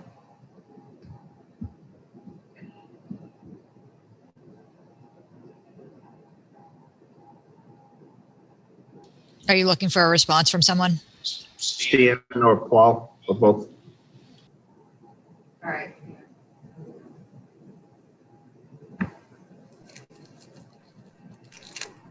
I'm back. Yeah. Okay. No, Amy had to allow me. Gravel and cobble size material tend to move upward and landward during storms. So, but for those storms that overtopped this entire area, maybe the 25-year storm, something like that, there will be a dune ridge that will be created above that flat 11 that we start out with. And there's no land higher going landward that would prevent the dune from laterally moving far closer to the house. I just think with the increased fill that's not going to be graded off to either side of the house and affect drainage to either of those properties, there's just a lot more storm damage prevention and flood control function that will be provided with this material. And I couldn't agree with you more, Frank. It's got to be compatible. We'll find the same cobble that the town consultants have on those other beaches. We could do a little bit more investigation and sizing of the material out there and give you a percentage and try to stick to that. So compatibility is something we can work with there. And, you know, suffice it to say, yes, the fill of that depression will eliminate that as a coastal bank that we have flagged above the dune area. But we're not. So then, Stan, where does the coastal dune stop? Like, where is the new end of the coastal dune? At that same boundary that exists now. It would just Wouldn't it just keep going right? It would keep going across where elevation 11 is, right? Yeah, oh, yes. It would stop at elevation 12. Correct. It would continue to move. That's what I said. It would continue to laterally move over the lawn, put it that way. You know, it'd be quite different if we were trying to say, we're going to establish a coastal bank higher than the elevation of the dune.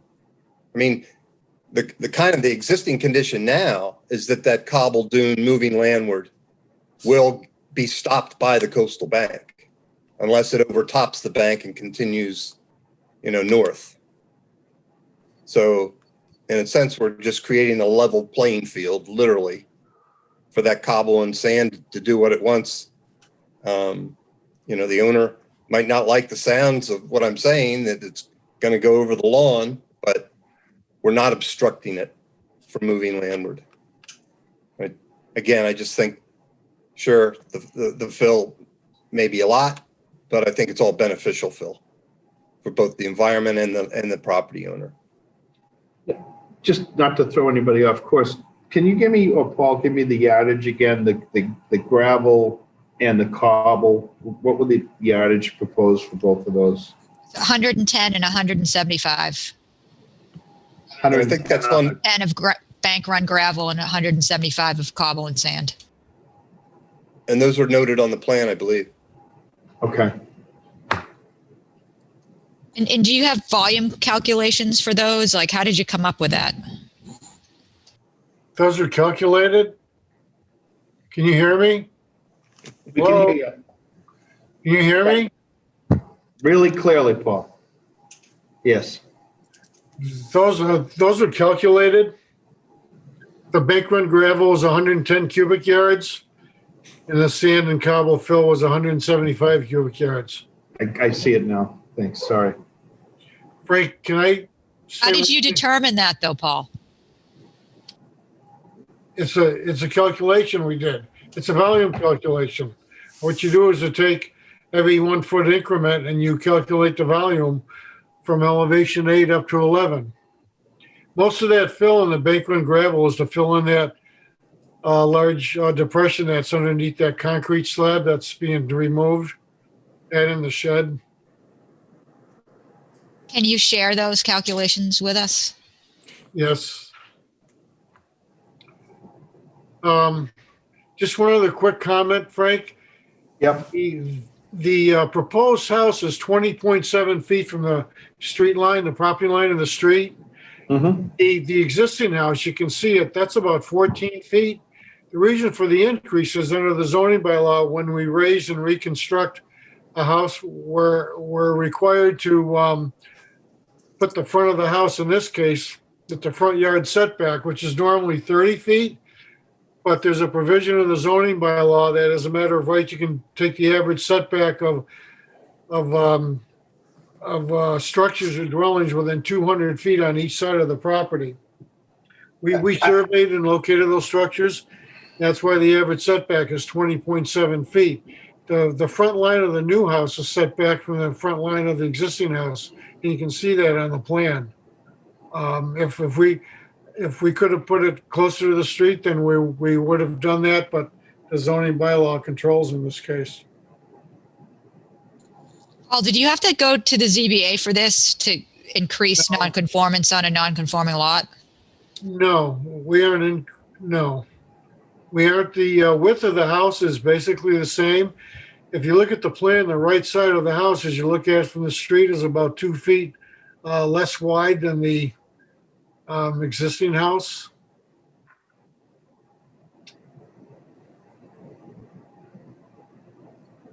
And the left side of the house is pretty much where the left side is now.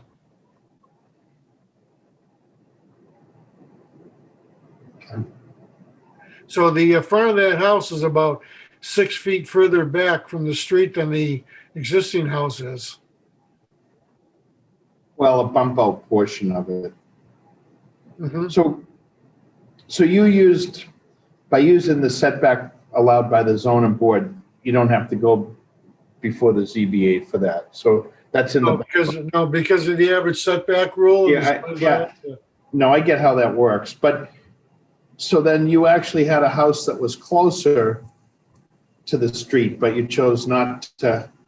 Well, what the bylaw requires is that you set the front of the house. In this case, it's a required setback line. Mm-hmm. And the required setback line is 30 feet, but the average setback allows it to be about 9.3 feet closer to the street. Yep. So we put the house as close to the street as we could. Frank, we have 2 more hearings to go tonight. I think we got to start wrapping this up. Yeah.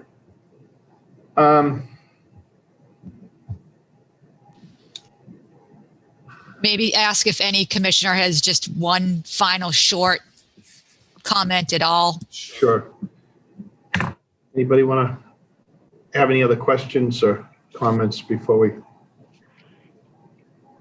This is Jen. I'm wondering if it might be prudent to bring in an outside consultant for us on this one, just given it really doesn't feel like there's any movement from the applicant in terms of the movement of the house or the filling of the berm. So maybe that's a good way to move forward. Any other members?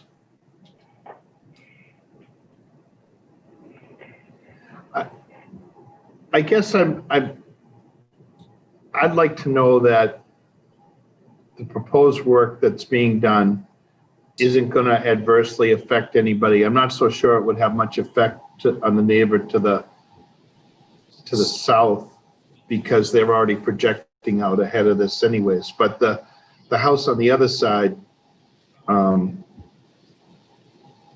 seems to,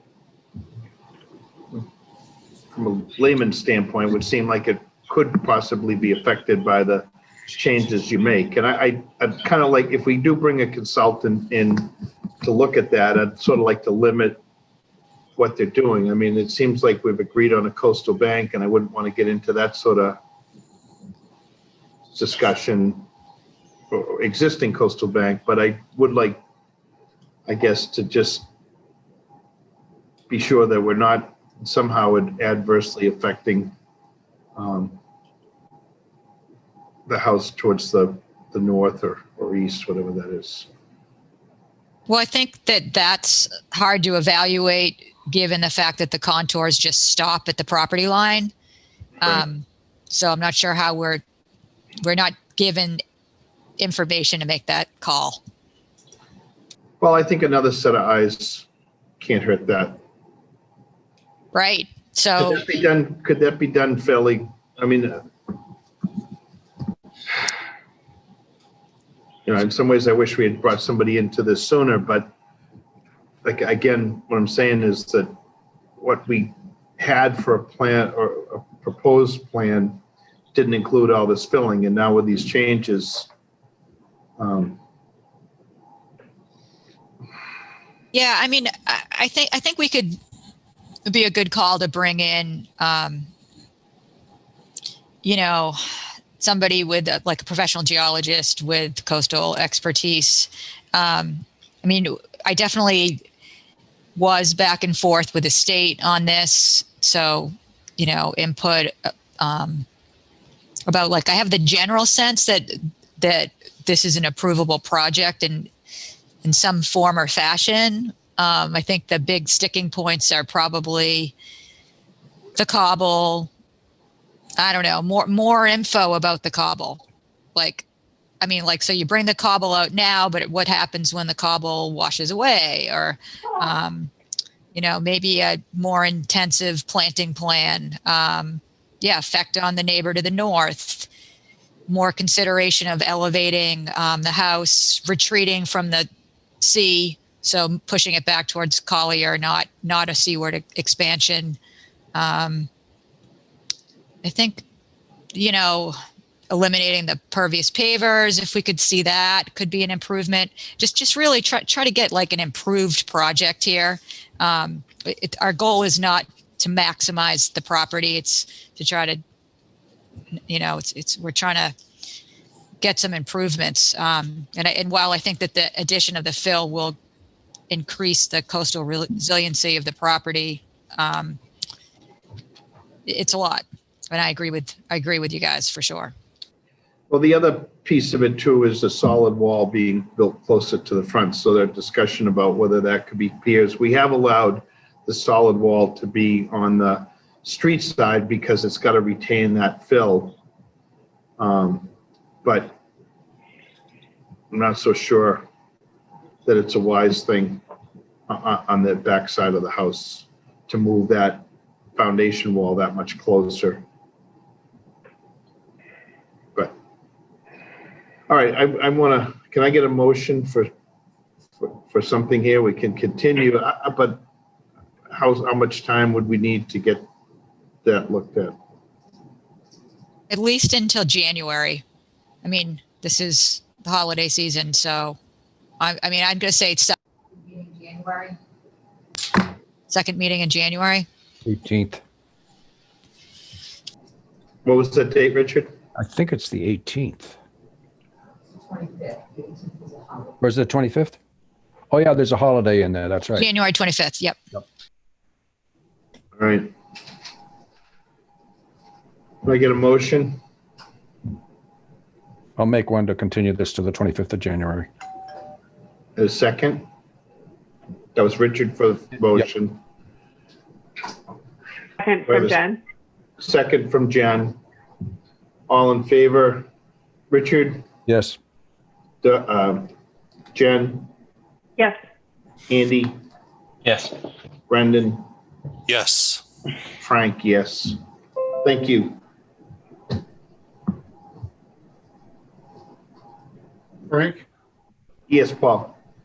I'm not clear on what you're looking for. To come back on the 18th, what's going to happen? I think it's the 25th, January 25th. I think it's probably best, Paul. We got a bunch of hearings. I think maybe we can discuss that with you or Stan and Amy. So what we'd like to see, but I think we'd like to have somebody review the proposed changes to the dune. And we can give you a little rundown on the other thoughts that we have as well. All right. All right. I'll touch base with the office this week. Great. Thank you, Paul. You're welcome. There we go. Thank you. 47 Town Way extension. And 47 and 48. Can we do these together? Same engineer, same project. Well, different projects, but same engineer and applicant, right? So, well, let's get started. 47 Town Way. Jeff, pass it to you on. Yes, thank you, Frank. How are you doing? Good, how are you? Good. So Jeff Hassett here, civil engineer with Morse Engineering. Also on the call is attorney Jeff DeLisi, as well as the property owners, Brad, Linda, David, and Bill Slocum. So I'm going to start by reviewing 47 Town Way extension. And Amy, can you bring that plan up? Or either one of them, really. How's that? Great, thank you. So this is a continued public hearing. The last time we had a public hearing was back in March. So we did re-notify the abutters recently. So do I have to reread this?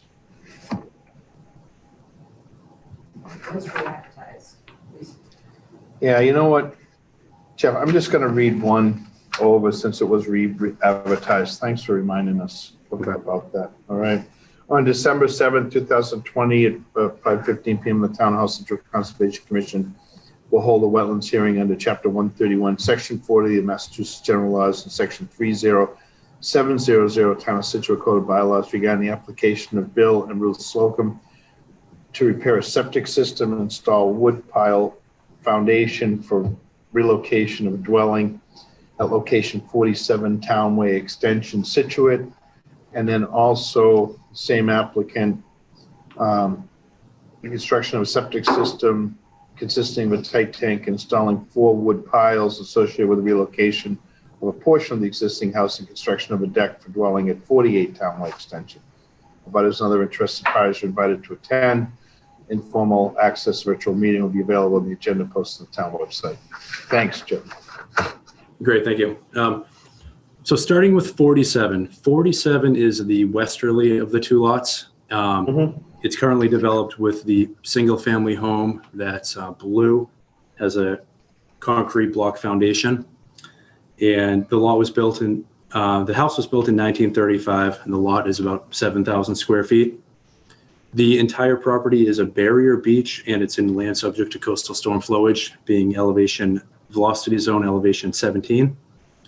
And the NOI is to demolish that existing blue house and then to move the seaward portion of the building on the adjacent lot away from the ocean and into this location where the house is being demolished. And the benefits to the project is that, that portion of this house next door is being moved away from the water. The full foundation of the blue house is being removed. So that's about 960 square feet of the footprint. And it's being replaced with wood piles that occupy only 32 square feet. So it's a 97% reduction in the size of the foundation.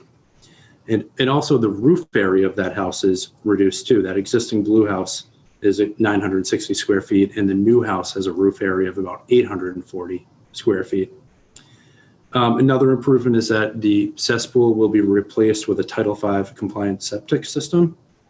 And the new house being up on wood piles will be built at an elevation in compliance with the FEMA requirements for building within the floodplain. And not shown on this plan, but submitted as a separate figure, the applicant has committed to planting the rear portion of the property as well as the northerly side between the two houses with American beach grass. So that's a quick overview of 47. I'll move right into 48. 48 being the seaward of the two lots, also 7,000 square feet. Same resource areas, but in addition, it has mean high water, which is the dashed line labeled MHW elevation 3.83. That elevation 3.83 is the elevation that was used for recent Scituate seawall rehabilitation projects. And we've also field verified that by just simply looking at it at high tide, and we submitted a couple photographs on 2 different days. So the construction sequence will be to remove the front portion of that building using a crane. A crane will pick it up and put it on the new foundation in the rear. We're using the method of the crane in order to minimize the land disturbance with a cribbing that would be associated. Next, the portion of the house that's remaining is shown in bold. It's only 18 by 22. Actually 18 by 20. And it requires 12 new piles. So in order to drive those piles, that portion of the house is going to be moved onto the foundation for the portion that would have just been removed and moved to the back. They'll drive the piles and then move it right back on, and then drive the piles for the deck. Since the last filing, the things that have changed with this project is that when we had the site visit, there was a mound of sand underneath this house that had been placed there. So we waited for that sand to be removed naturally by storms, and then we resurveyed it. So the contours you're showing on the plan were as of October when that sand had been removed. We also significantly reduced the size of the deck. On the original filing, we had the deck extending about twice as far as we're proposing now. And we also went back in front of the Board of Health and asked if we could put the tight tank in that paper right-of-way behind the house, and that just got it a little bit further away from the ocean. So the benefits with this house is that only that westerly portion of the footprint will remain. It's only 20 by 18. All of the work will be entirely outside of the mean high water. The cesspool will be replaced with a tight tank, and the number of piles in the ground is reduced compared to the number that are there now. So with that, I will turn it over to Jeff DeLisi if he has anything to add. I think that is an excellent summation. So I think I'll just turn it right over to the board. Okay. Jen, you want to take a shot at this? Thanks, Frank. That was nice of you. It does feel like there's definitely a lot more process and known about this project since March, which is great. I feel like I'm a little bit uncertain about like what the process is on putting part of your septic system in something else that people have access to. Like, is there anything that we can do in conditioning that? I've only ever seen it be inside somebody's property line. So I'm just not clear on that. So it's a paper right of way. The actual access to these houses is further west. So you would never know when you're standing out there that is a right of way. And also the way a private way works is that you have a fee ownership to the middle of it. And in this case, they own both lots on either side. So they essentially own the whole right of way. Oh, okay. So it doesn't require any variances from conservation, but we did need a property line setback from Board of Health, which they granted. Okay. And are there any new, there was a lot that was being described. Was there any new piles being driven for the beach, the house on the beach? Yeah, we don't really have any information on those piles as far as the blow counts when they were driving them, how deep they went. So we're not going to find a structural engineer to certify reusing them. So they will all be removed and replaced. There'll ultimately be less piles than there are now, but they'll all be new. Oh, okay. And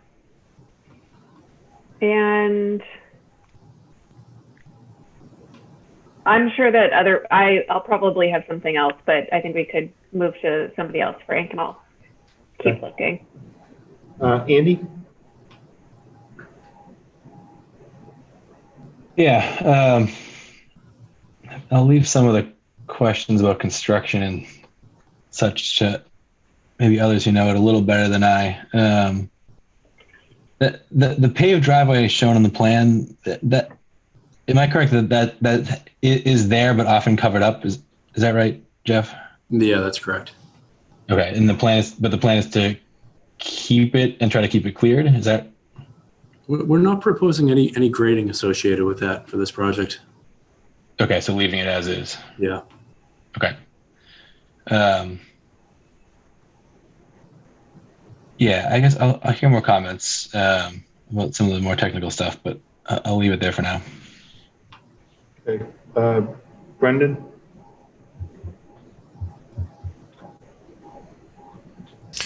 I'm going to pass for now. I'm going to hold. I'm okay. Okay. Richard? No, I think the improvement over what was talked about on March 2nd is really, really good. But I guess I would like to know if it isn't already on some of the drawings someplace that I'm just haven't looked at recently. Do we have the specs on the new pilings that will be used, the type, how deep they will go? And that may have already been asked, Jeff, but. We do. We have 2 structural plans by Rivermore Engineering. Okay. And are they in the conservation office? They are, yes. Okay. Okay. No, Yeah, I don't have the ones for the rear house were submitted months ago and have not changed. The ones for the 48, the ocean side, were submitted in the most recent submittal. Okay. All right. No, I don't have anything else right now. I think it's a lot better than it was in March. Hey, I Frank. think some of those pile plans, Richard, I think if you look at the agenda, there's 2 for each. I think some of them got put up on that other one. Okay. Jeff? Yeah, Frank, I just, I don't know if you guys can grant me the privilege of sharing my screen, but I think it would help answer maybe some questions that Jen and Andy had. If I could show maybe a Google Earth overview so you can kind of get No, Jeff, sorry, we can't do that. Okay, that's fine. I guess I can't do it then. I can run through the construction sequence if you would like. Sure. Yeah, kind of an abbreviated one, sure. Yeah, I won't get into the septics and the utilities and all that, but essentially first step would be to demolish the westerly house, drive the piles, bring the crane in, pick up the front portion closest to the ocean and move it there. And then move the portion on the ocean side that's remaining, temporarily move that, drive the piles, put it back on top. Okay.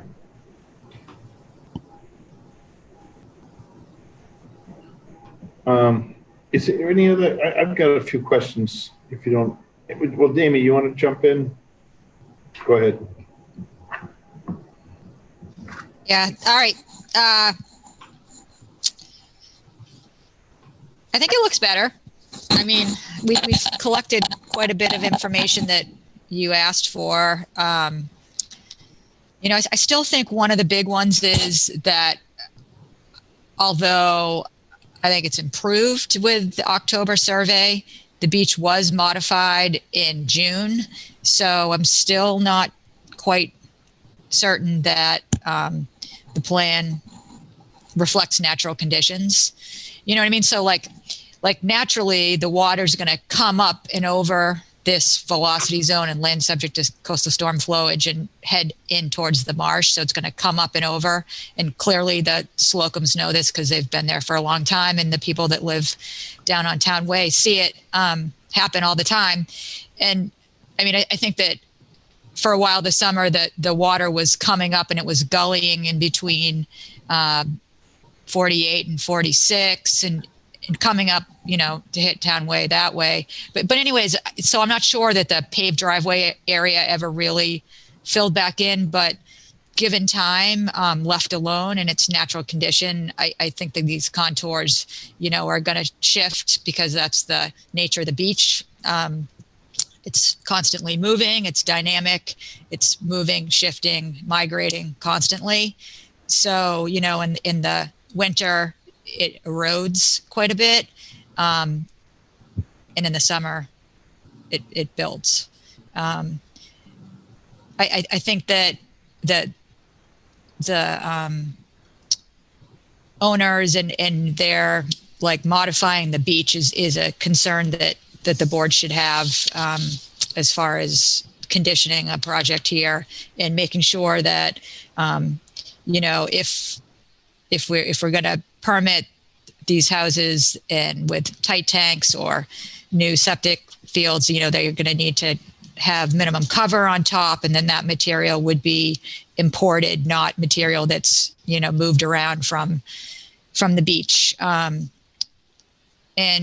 like the paved driveway, I mean, generally we don't allow people to retrieve buried things.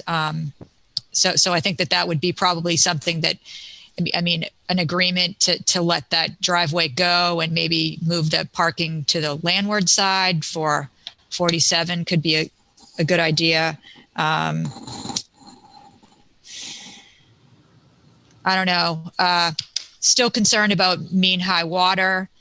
And I mean, I get it that Morse is citing a town source, although I'm not so sure that source was verified. Not sure what project they're talking about, but either way, if we could possibly get maybe an advisory opinion from the state or have them dig a little deeper into that high water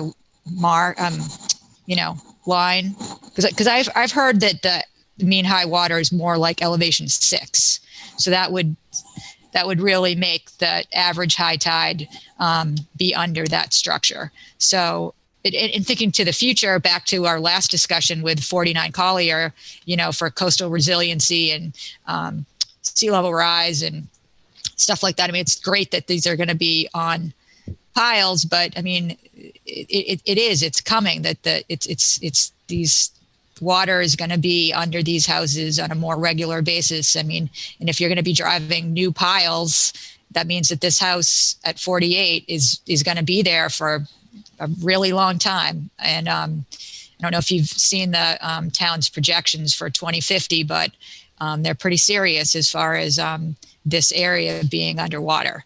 So anyways, that's a sum of some of my comments. Looking for improvements. I think that they have given us improvements. I think that probably 47 is approvable as is. I mean, we've got the stamped plans. I think we could probably condition that given, based on the information that we have. 48, not so sure we're quite there yet. So Frank, that's what I got. Okay. Is there anybody in the audience? Is there anyone that wants to comment on this? Anybody in the audience for this one? Raise your hand. Okay. I've got a few things. So for number 47, that's the rear one, correct? Correct. So for 47, I would agree with Amy that, removing that house from the location that it's at and getting a house up on piers and out of harm's way is good. My question on the septic plan is a tank there, and so the leaching area is going to be under the house. I guess I can kind of see that, right, Jeff? Yeah, that's correct. Okay.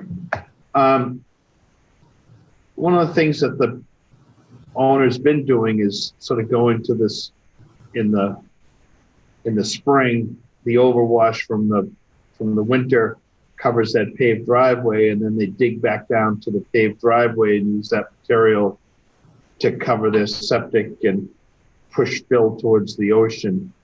And I don't think that we should continue to allow that to happen. What we've tried to do in those cases is let naturally placed material remain.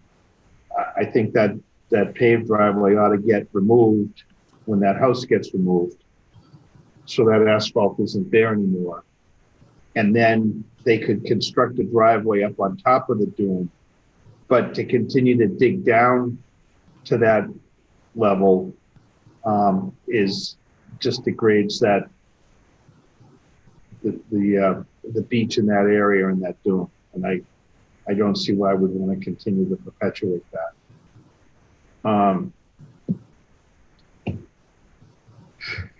And then, but I do agree that with a couple of things like that, that we could condition that project. The front one, I think, is the one that is concerning to everyone. I understand the applicant's argument that they're substantially reducing the amount of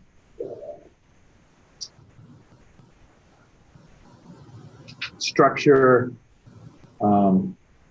They're retreating from the beach. All that sort of thing is all certainly something to argue, but to Amy's point, we're driving brand new pilings, substantially fortifying an existing structure in an area that seems to be continually being eroded. And we've seen that happen so quickly. When we get out there this spring, we found that the applicant had pushed all that material out and it's gone. So you can't argue that this just doesn't keep being removed. And I'm not convinced that we should continue to allow the applicant to dump more material there. Although by placing this tight tank where they're going to have it, they're going to have to require a minimum of cover. So to Amy's point, they have to keep importing material to cover that tank. And that's sort of what happens with number 46.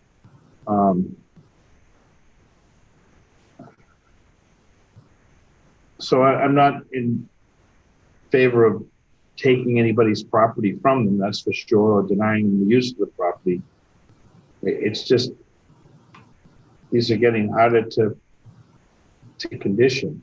I'm glad to see the tank push back even further, although it's not a great deal further. And I do wonder, Jeff, we keep seem to be going around on where this line really is. When we go out there, it seems, I know that a rack line isn't necessarily that high water line. The storms have pushed that further back, and that there's data that shows that mean high water is further out there. It just seems like there's so much time to go out there, and that house is completely surrounded with water. It's almost like a pier as opposed to a house. And I guess the question came up as to whether this should be a Chapter 91 filing. And so I'm still not there with this. Well, if we get an advisory opinion from the state, then we'll have an idea on whether, they're looking for a Chapter 91. Okay.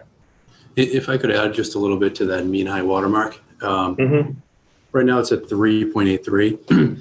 That's the elevation that we got from various plans at the Town of Scituate DPW Engineering Department for various revetment projects on the water. Okay.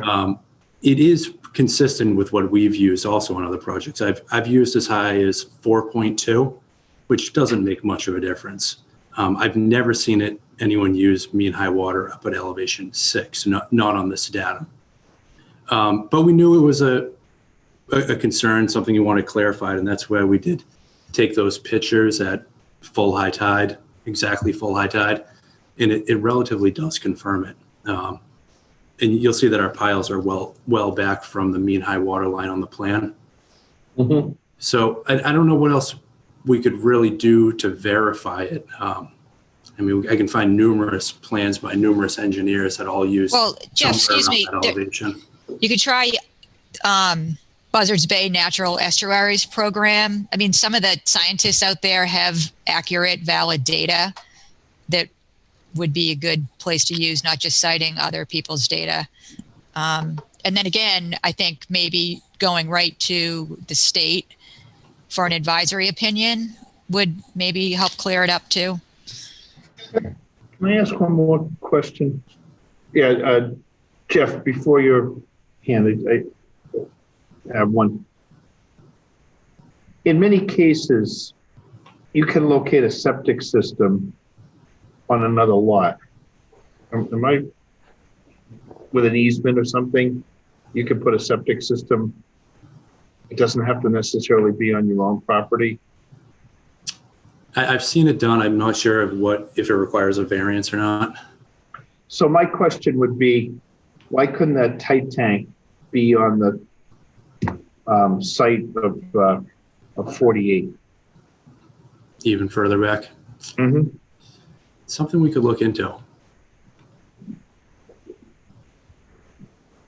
I mean, we just, that, I'm almost more concerned about where the septic is than where the house is. The house sits on piles and it's not a detriment to that, but the tight tank is. And I'm just wondering why that couldn't, go ahead.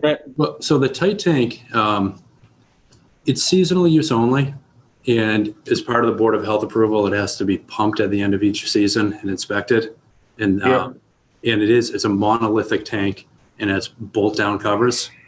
So the only time, like if in a real big storm, if that ever was wiped out, it would have been empty anyways. I'm assuming it'd be a winter storm. But interestingly, there are two CBDHs, concrete balance with drill holes, shown about 10 to 15 feet away from it. Mm-hmm. Those are shown on a land court plan that's over 100 years old, and they're still there. And we found them down about 3 feet, which I was shocked to find, because I'm just knowing that everything's moving in and out there all the time. But, right. Does the same plan show any that are further east? There's one out on a ledge in the water that's apparently visible at low tide. Yeah. I'd love to find it, but I probably won't. I'd like to know what the elevation was of the ground around it. I think it has an elevation labeled on it. Really? But also, yeah, there's a cesspool under this house now too that's been there for a long time, which hasn't been washed away. Frank, can I address the question on the septic system and moving it to 47? Sure. Okay, great. So the reason why the septic system is on the east side of the 20-foot wide way is because under a statute called the derelict fee statute, the owners of 48 own to the midpoint of the way, subject to the rights on the opposite side of the street. So the owner of 48 does not own on the opposite side of that half of the way. And then with respect to the possibility of moving the septic system into lot 47, that would be creating a title issue. It would be characterized as an encroachment, and so it would affect the title to the property. But in a lot of subdivisions, Jeff, there's shared septic systems, and multiple projects have septics on other properties.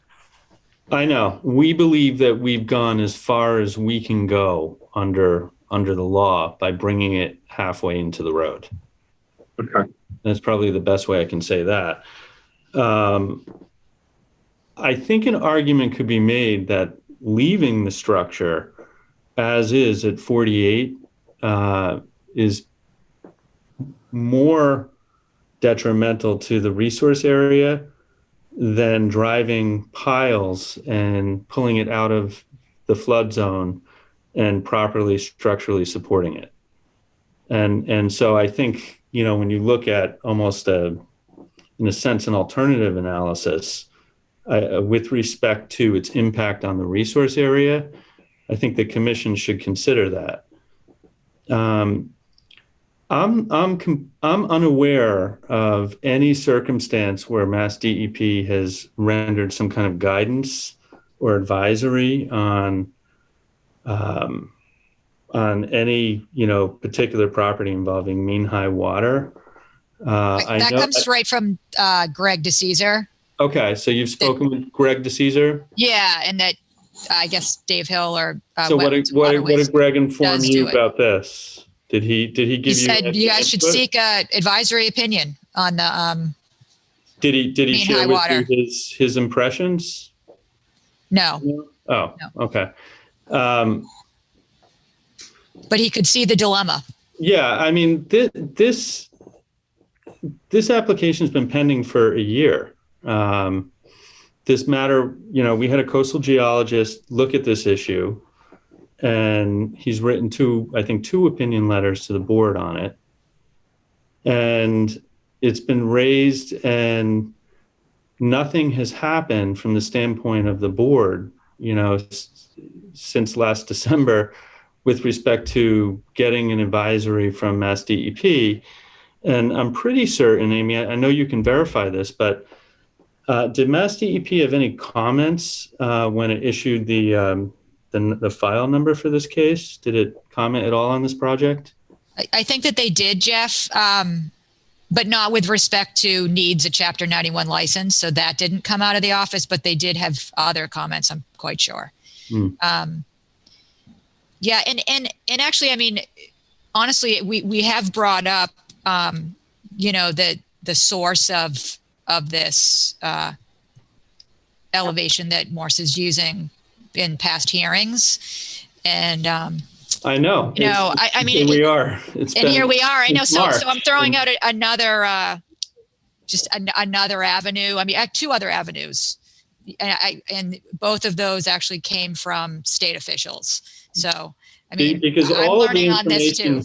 Yeah, all of the information in front of the board right now, from a coastal geologist and Morse Engineering is and similar projects in the town is what we're showing you. So I think that the commission has enough data to determine this issue. I think that the board should close this hearing tonight and vote to approve this. Otherwise, I think we're spinning our wheels over and over. We've made substantial improvements as a result of sitting down and understanding, some issues that you have. And one of the improvements was waiting for that sand to be brought back out into sea so that we can give you an accurate survey in the field.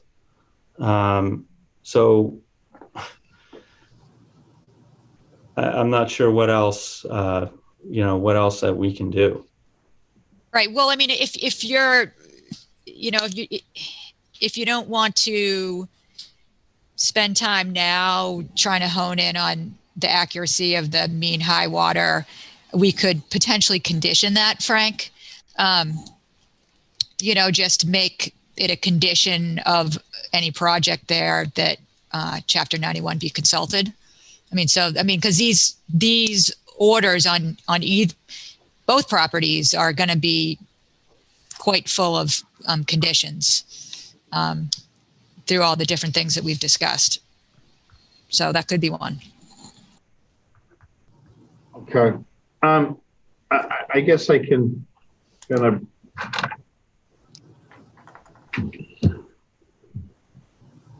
appreciate both sides of this. And I think I said that earlier. I've seen a lot of improvements, reduction of the deck, different things that the applicant has already changed. And I get the frustration of kind of going around a little bit on this mean high water. It's just when you go out to that site, to the commission's defense, to find the site altered in the spring when we went to look at that was frustrating. And so I get the fact that we've waited all this time on account of their doing that. So now we're at a point where we're sort of back to a natural line. I thought the reason why we waited was because of COVID. Well, a little bit of everything, Jeff, I would say. I think we were actually waiting for you to get off of a court date one time when we were out there, but maybe I'm wrong. So I'd like to move on with this as well. I'm still not convinced I got a real good answer on why that septic tank can't be back. I understand I understand the derelict fee. Hold on. Yeah. All right. He froze on my end. Did he freeze on you guys' end too? No? No, he's all right. So the derelict fee piece of being in the middle of that road, but I've just, over the years, seen plenty of septic systems be located on other pieces of property. I've seen it happen a lot. So Frank, I understand that, and I think that you probably can put a condition of approval in on that too, that we investigate that, and if we conclude that we have the ability to do that with an easement, then we would be happy to apply to the Board of Health. But if the Board of Health denies us for some reason or another, the best we can do is what it is here, right? I got it. No, I think that's. I think that's fair. We're happy to investigate that for you. And then I also really think that pavement should. I mean, we're in a dune now, not on another site. We've removed the house. I think the pavement needs to go in front of that house, and that we don't be excavating down to that pavement anymore. That we try to remain in a natural setting, and then if they need a driveway or something, they're actually up quite a bit higher. They had to dig down. What's the elevation of that driveway? The asphalt on that driveway, Joe? Looks like it's elevation 12. Correct. And what's the surrounding area around it? I'll defer to the surveyor. It seemed to me like that they dug out 3 or 4 feet of sand to get down to that pavement. You know what? I think it's deeper than the elevation 12 because this is the topography from October, and I think that's pavement might have been covered up at that time. Yeah. Because I would have expected it to be lower than what my contours show. Yeah, I think the pavement's probably at elevation 9 or. So Frank, I went back to old plans, I could tell you. Our notice of intent filing doesn't propose, anything concerning maintenance of the driveway. One of the reasons why it doesn't propose that is because there's an order of conditions presently in effect that concerns that issue specifically. There's also, by the way, a separate order of conditions concerning Townway extension. It doesn't actually exist, but it certainly concerns that area. And so I think that from a procedural standpoint, I think that when it comes time for the commission to consider those, whether it desires to extend that order of conditions, that would be the appropriate time to address proposed work which concerns maintenance of the driveway. I'm sure you're going to disagree with me, but I just think from a procedural standpoint, it's cleaner that way. I could tell you that the owners or my clients, they desire to be able to utilize that driveway. They view that as similar to, other driveways in town where sand washes up and they remove them. I think the parking lot, for instance, at Peggotty Beach a few years ago is a perfect example of something like that. So it's a tough one. But if the commission wants to do it, I think that it should be kind of looking at it a little bit more comprehensively with I think 7 or 9 houses that are out there getting feedback, because I think that this is an issue that many properties, or probably all those properties, deal with from time to time. because, it's just general maintenance and trying to access their land and so forth. So I would just ask you, I understand the issue very well, and your concerns. I would just ask you maybe that this would be maybe not the right time to address that. And I think it would be more beneficial to get all the folks along Townway Extension together to kind of understand what their issues are and maybe kind of bang heads as to the best way to balance these competing resources of property owners and resource areas and access on a dune like this. That's just my feeling on that. But Jeff, what's the height thank you, Jeff DeLisi. What's the elevation of the top of the septic tank for number 48? 48.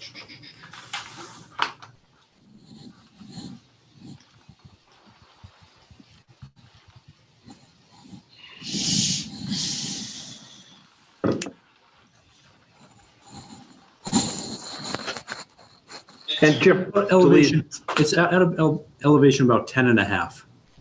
Okay. And we did permit and design the tight tank immediately to the south of this property too, about maybe 3 or 4 years ago. Right. So back to your question with the driveway, the pavement's at about elevation 9.2. Right. So we've done this with other locations where we're trying to discourage people from continually to dig out the dune. And I believe Townway Extension now stays at they don't dig that out anymore every year. Basically, they build up on top of it or spread gravel, maybe knock down a little bit of sand. But to go down to that paved driveway means excavating 2 to 3 feet of material every year. And where does that material go? Well, this year, pursuant to what we understood to be the order of conditions, it was allowed to be moved on to 48. That's right.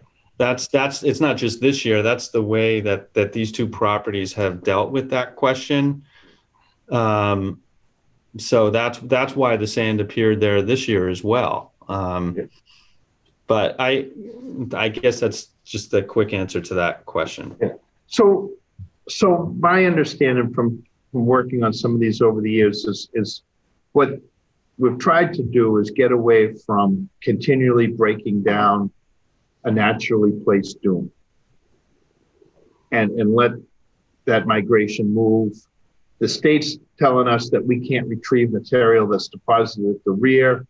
The towns hope to do that, recover some of the material that was placed on the marsh because they don't want to see that dune altered. So in most cases, the encouragement's been to just build up on top of what's existing so people can pass and repass to get to their property. And I know that changes have been made and allowed so that like sort of informal driveways could be created in back of some of the houses, and everybody's tried to work with that access. And I don't see the need to be able to dig that down any longer, Jeff.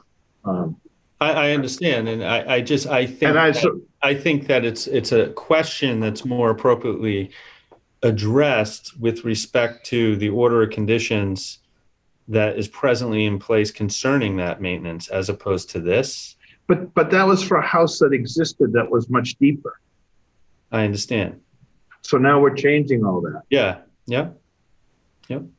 Right, and Jeff, procedurally, I think we've already discussed this. Is that the existing orders for both of these properties should be closed out? Well, I that's not my opinion. I know that your opinion, that's but they're not administratively closed out yet, what we'd right? like to do as a housekeeping item. And I think you also are misinterpreting the intent of those orders, where really it was just to regain access after these heavy storms. There was never permission for them to alter the beach, which is what they have been doing apparently. But we talked about that in the spring. That's not my client's intention with respect to those orders. And in speaking with counsel for 47, it wasn't their intention either. So I know that you think that, but I've never seen any minutes or anything in an order of conditions that indicates that that's the specific intention of that. But we could argue that. I don't want to argue it. I've given my viewpoint. So our options are either to continue this to get a couple more things changed, or we close it and then we add some conditions to deal with the things that we think are important, and then you can decide whether to appeal that. Should we go through the commissioners quickly to see if anybody has any last minute opinions I bet or it'll not? be quick, sure. Richard? Yeah. I actually would favor closing it with all the conditions that we want to put in there. Okay. Jen?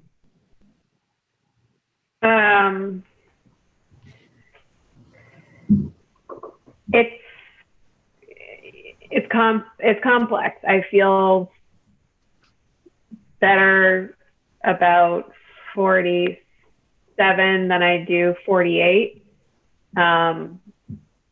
In general, I don't think I have anything new to specifically say, but yeah. Andy? Yeah, I think I'm okay closing if we're thorough and in the orders. I mean, there's some good. These two structures are not great, and there's some improvement here and some things to be happy about. So I guess if we're thorough with it, I'm okay with that. Brendan? I kind of have that same feeling. Nothing else to add. Frank? Yes, Frank, Richard. can Yes, I? Richard. Oh my! Sure. I wanted to give you a quick answer. My thinking is that this is going a little bit around in circles, and I think this is one way by closing and thinking carefully and putting in all the conditions we need to at least get this moving and off center. Otherwise, I think we're all going to get even more frustrated at the complexity of it. It's difficult no matter what we do. Yep. I don't disagree. And closing in on 8 o'clock, I'm inclined to do that. Okay, I'll take them. We have to do these individually. I'll take a motion for number 47. A motion to close with conditions. We have a second. I second that. So we have Richard moving it, Brendan seconding it. All in favor, Richard? Yes. Doug? Oh, he's not here. Penny's not here. Jen? Yes. Andy? Yes. Brendan? Yes. Frank Snow, yes. So now take a motion to close number 48. Make the same motion with conditions. And a second? A That second. was Brendan? Great, thank you. So all in favor, Richard? Yes. Jen? Yes. Andy? Yes. Brendan? Yes. Frank, yes. There we go. How's that, Jeff? That's you talking to this Jeff? Either one of you. Stop before 8 o'clock. That makes us happy. Can I just ask a couple of just brief questions before we move on to the next hearing? With respect to members that were present from the beginning of this hearing, which was, I think, December 16th last year, are all of the members that are in the hearing tonight, were they present or were they members of the commission back then? No. Who's new? Andy and Brendan, right? Andy and Brendan, probably. I was here for the beginning. Oh, good. I had missed one hearing, which I viewed. Okay, that's to great. Catch up. Wonderful. All right. And then I just, in order to avoid the problem of untenable conditions of approval, it's been my experience that I've often kind of collaborated with, whether it be, Amy or Karen over at the planning board or whomever, to just kind of go through almost a rough process to kind of give my comments on some conditions. And since we're thinking of funky conditions, I think it would be prudent to be able to engage that type of process so that we can avoid any kind of collisions down the road, so to speak. Is that something that you might be able to help me with, or? I think it wouldn't be a bad idea. I'm not sure that I want to predispose our decisions as being funky, but yeah, I think it wouldn't hurt.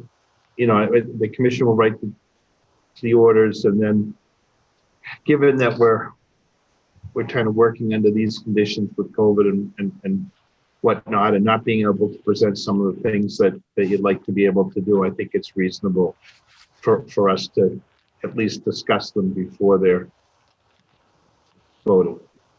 Does that seem reasonable? I know Amy's not thrilled about that. No, that's reasonable. I don't mind that at all. Although I want to say, though, that we're probably not going to get to review these conditions until the first meeting in January. So just keep that timeline. That's okay. Okay. Well, I don't think we'd invite you to write them and then we could review them. We'll get them. I don't want to write them. No. I have a list a mile long. That's why I pay taxes for Amy. There you go. All right. Thank you. Thank you all. Appreciate it. Thanks, everyone. I'm sorry. What's that, Jeff? Thank you. Thank you. Okay. Hold on. Oh, wait a minute. We have a hand up. I'm sorry. I thought we asked earlier if anybody was. Oh, that's kind of, we just closed. Well, let's see who it is. Sarah? Sarah? She leave us? Sarah Moran?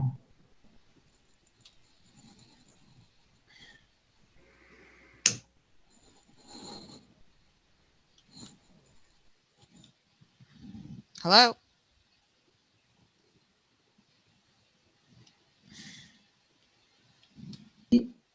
Hello?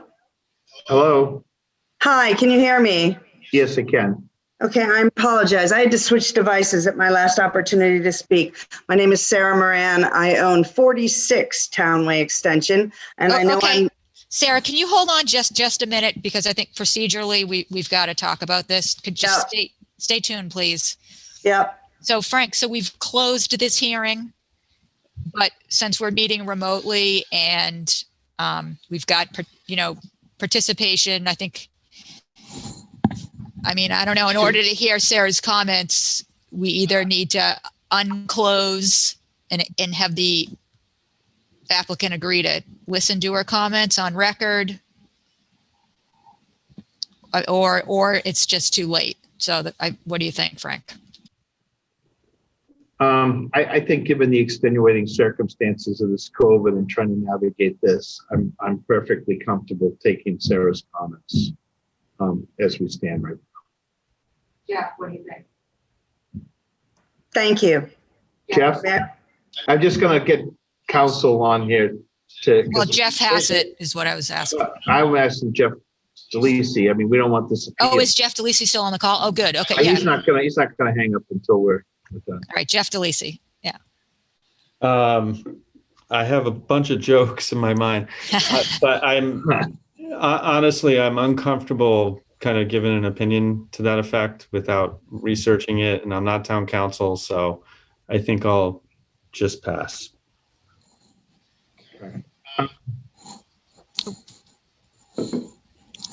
Sure. Let us know what your thoughts are, and then we'll. Okay, in a nutshell, I'm sorry. I wrote to you guys right before COVID started on this account of my significant concerns. Specifically, my concerns are the crane that is going to be placed between our two homes. There is not enough space that I believe, I don't know, to put a crane the size that could move that home. And with the structural integrity of that beach being incredibly fragile, that is of great concern to me. You know what, Sarah, I'm going to ask the commission members that we back up a step. And I'm going to do it in one vote. That we so what we use, not close. Reopen the hearing. We're at the same meeting. We haven't really finished. I want to reopen both 47 and 48 Townway extension to hear your concerns. So can I get a motion on that? So moved, Richard. Second? Second, Brendan. Thank you, Brendan. All in favor? Richard? Yep. Jen? Yes. Andy? Yes. Brendan? Yes. Frank, yes. Okay, Sarah. Should I start over? Yeah. Well, your concern was the crane, the size of the crane, and the dune being fragile to support that. So why don't you go from there? Well, from what I understand, the crane is supposed to go between our two houses. And I personally, without knowing the footprint of that crane, I'm very unsure that it would fit given the size of that house that they are expecting to move.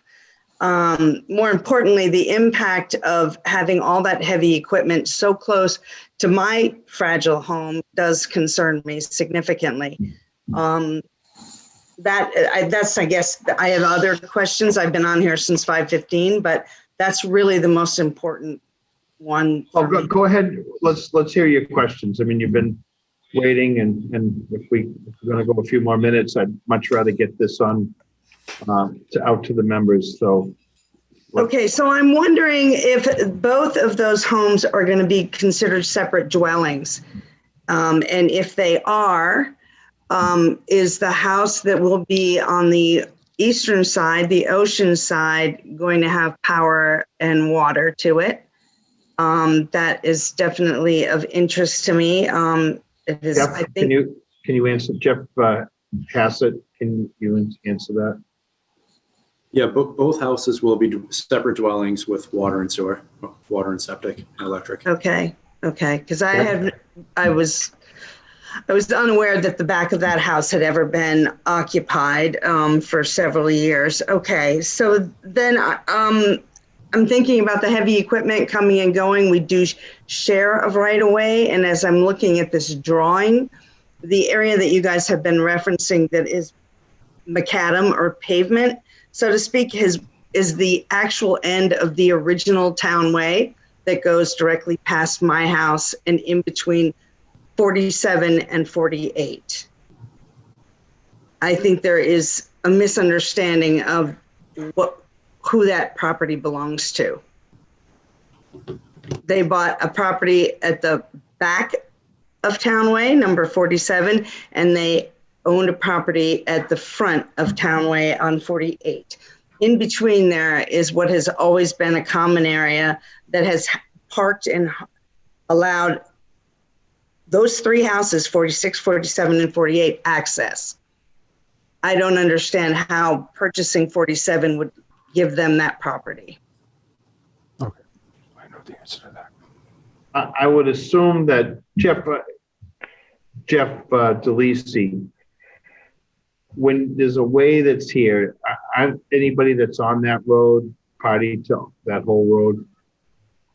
So, so first off, the plan that's the townway extension that you see depicted on this plan was lifted off the bounds of it, and the bounds of these properties were lifted off a land court plan. So, first and foremost, the boundaries that you see here have been adjudicated by a court, similar, I believe, to 46 Townway extension as well. As far as the road is concerned, the derelict fee statute says that if you don't own, if the same title owner does not own the property on the opposite side of the road, then it to the extent that the deed does not indicate otherwise, if the properties are bound by the road, then the owners adjacent thereto own to the midpoint of the road, subject to the rights of others to pass and repass. The issue here is the number one, the road is gone. And that's why I wanted to show you a Google Earth photo. If you're so inclined later and you actually wanted to just look at this on a Google Earth, it'd help you to understand it, because the road comes in from like the area where the plan says septic scale, and it turns down towards over the town of Scituate property, over towards the area where the Townway extension is now, between these two, 47 and 48. But practically the road ends, right? You see the end of the road, it's a dead end. And so there are no property owners, to my knowledge, that would have the right, like, in other words, you're not going to see anybody nobody beyond the end of the road has the right to utilize the road. So we're talking about the homes on Townway extension. But that, I guess that's her question. Is so anybody that has a home on Townway extension has the right to drive to the end of that road? Yes. Yeah, absolutely. Okay. Is that so? That tight tank, is that got an H20 top or something? It is H20 rated. Okay. All right. Does that answer your question? You still have the right to drive to the end of Townway extension, but it's a right to pass and repass, right? It's not a parking area. Correct.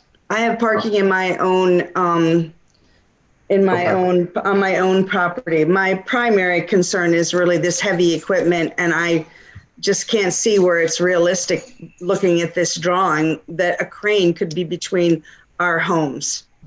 Okay. So just on the question, before we move off to the crane question, I'm virtually certain that at least one, but maybe as many as 3 or 4 homes along Townway extension are actually located in Townway extension, because of the fact that the road has moved. It has moved to the area behind the homes that are westerly of the Townway extension. And if you actually tried to do any research, you would find that none of these houses actually have deeded or rights to use that relocated portion. It's very confusing. But I just wanted to say that this question of utilizing the road has been almost divested for practical purposes, because there are structures in the middle of it. Are we conditioning, Jeff, so getting to that point, are we okay to condition that septic tank in that location? You know, with the concept, with the commission, we can only condition stuff to be on someone's property, or they have permission to be on. The best way I can answer that, Frank, is that we initially proposed the tight tank and had it approved just west of the existing structure at 48 and just right of Townway extension, as shown on this plan. We were asked specifically if we would do it, and we went to the Board of Health and they granted us the variance to do that. Okay. To the extent that there's some kind of issue with respect to its location, I suppose that's the risk of the property owner, right? Okay. All right. Okay.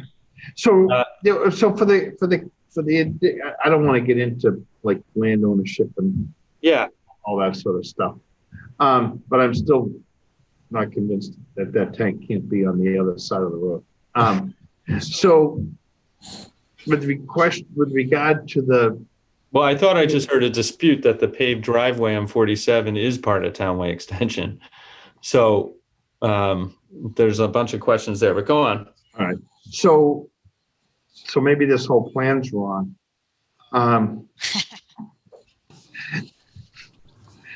My blood pressure. With the sequence of machinery, I think that the concern is how this machinery is going to move around here and whatnot. And at one point, I thought something was talked about moving this up the beach as opposed to moving it down the road. Jeff Hassett, could you explain? Yeah, on the original submittal, we weren't proposing to use a crane. So there was a process of moving one structure out of the way to move the other one. And that's all eliminated with the crane. The crane pulls in, picks up the front portion, moves it back, and then, it's a day of work. And I think the question is, how's the crane getting on the beach? One person at a time. So the crane, the property owner has met with the crane operator at the property personally. They've gone over the whole process. He's comfortable with it. It won't be parked between number 48 and 46. She's right. It's too narrow, and it's also on a slope. You could not get a crane there. The crane will be more between 47 and 48 set up to move it. And just to kind of amplify on that, and I know because this has been pending for so long, but my recollection with the crane operator was that this is a special piece of equipment that he's bringing in called a crawler crane that is specifically designed to distribute weight and minimize impact on the resource area. So in the context of, operating in an environment like this. So this is a specialized piece of equipment with a crane company that's fully insured, designed to do just this. And he's experienced, and he indicated that it wouldn't be, he doesn't have any concerns that there would be an impact. That's what we did a lot of diligence to find this specific subspecialty, so to speak. Sarah? Okay, so let me understand this. They are going to put the crane between 47 and 48, maybe on that part of pavement Townway Extension. They're going to reach this crawler crane over the western structure, the structure that they want to leave, to pick up the front portion and bring it over the top? We're not putting the crane in Townway Extension that you see it on this plan here. That's in between. I guess I need to see that. Am I right that. about that, Jeff? Correct. Yeah. Okay. So we're lifting the 2-story portion of the existing house over the 1-story and back to the property in the rear. But where's the crane going to be parked? That's what I really want to know. Between those 2 houses. And Amy, I just want to alert you, my clients are on the call. And so to the extent that they're muted, I just want to make, I don't know if they have any comments, but they've done a lot of research about this. So I just want to make certain that if they do, that they have the ability to chime in on this issue. Oh yeah, they should raise their hands if they want to say anything. Like, please. Okay, yeah. So sorry to interrupt. I don't know who I just interrupted. My apologies. So I think Jeff was saying that crane is going to sit on Townway Extension, or maybe more in the paved driveway area that's shown, if I'm correct. Correct. How, Sarah? I know this is a technical question, but could you tell me how they're planning to boom the house? That'll be up to the crane operator. And I mean, as Chef DeLisi mentioned, they're fully insured. This is what they do. Okay. So I think I need more clarification on that, because they're going to have to swing it over my house or over the public beach. So I really think I need to know that information. The rigging plan. They won't swing it over your house. The plan was definitely not to swing it over your house. But I just want to, because from a procedural perspective, there's a bunch of questions swirling in my mind, and we've been through the Zoning Board of Appeals. We still have to get a building permit, and the rules and regulations of the town of Scituate concerning these types of matters concern the protection, I believe, of the resource areas. So the focus of this type of hearing is a resource area issue. There are venues to address those other issues, and I just wanted to point that out. I appreciate that. So Sarah, they've given us some, what they call means and methods of doing the work. And what concerns the commission is that it doesn't disrupt the beach or the resource areas, or minimizes the disruption of the beach or resource areas. I think the building inspector is going to take a look at that. You can voice your concerns with the building department, obviously for the safety of your home or whatever. We were concerned that this work does get done in a time that's not around the use of the beach, where there's lots of people and things like that. The hope would be that this work is done long before the season really starts. I believe that they aren't entitled to just swing that around over your house. But I also, as a contractor, know that both these buildings are fairly light, they're small, and that it shouldn't be that difficult for someone to make a pick on that and move it. They're just not that big of buildings. Okay, I guess my comfort level would be in seeing a rigging plan. There are power lines there. There just seems to be a lot of things that aren't obvious to me as an abutter. Okay, I think some of those, if where this moves on, is something that you might want to ask the building department for. Okay. Okay, because I'm thinking that they're going to have to submit some of that information to the building inspector. Okay. All right. All right. What other questions can we, or that you want to? Those are really the most important ones, and I appreciate you giving me this consideration, and I appreciate your time. I know it's. Well, I'm sorry for the glitch in how we did this, but I'm glad you got on and expressed those concerns as well. Thank you, sir. Thank you. Frank, I since the matter's been reopened, my understanding is that Mr. Slocum would like to say something, and that would be Bill Slocum. If you could unmute Mr. Slocum. And now I just received a text saying it's all set. So forget it. Forget us. All right, he's gone. Bill, if you want to. I just broke a record going the other way in the longest meeting. Richard had the shortest meeting. I'm known. Now hit the longest meeting. Oh, Frank. No, Frank, you hadn't hit the longest. We hit one for 4 hours 3 years ago. I've got it. Come on, this isn't bad at all. So much for starting early. Yeah, that's why we start early. I just want to thank the board. You have legitimate concerns. We have legitimate frustrations, I believe, on our end. And I very much appreciate the fact that you guys have spent time. We've been very courteous to one another. And, you know, our goal is to get it right. So thanks for the meeting tonight. Thank you, Jeff. I think Mr. Ed is dead. The horse. I think we've beaten that horse. Okay, so we need to motion to close again. So I'd like to get a motion. Same thing. Motion on 47. Motion to close with conditions. So that was Richard as a motion. Who's got a second? Jen, second. Brendan, you missed that. Close. I paused. Rich, what just happened? I don't know.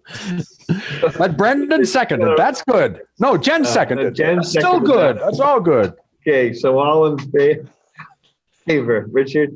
Yes. Doug? Oh, he's gone. Jen, sorry. Yes. Jen? Andy? Yes. Brendan? Yes. Frank, yes. And a motion to close on 48 with conditions. Do we have a second? Brendan, go. Brendan, I'll second that. Great. All in favor, Richard? Yes. Jen? Yes. Andy? Yes. Brendan? Yes. Frank, yes. Awesome. Thank you so much. Thank you, everyone. Have a good evening. Good evening. We need a motion to continue Zero Booth Hill to when? 12/21. 12/21. Anybody? Andy?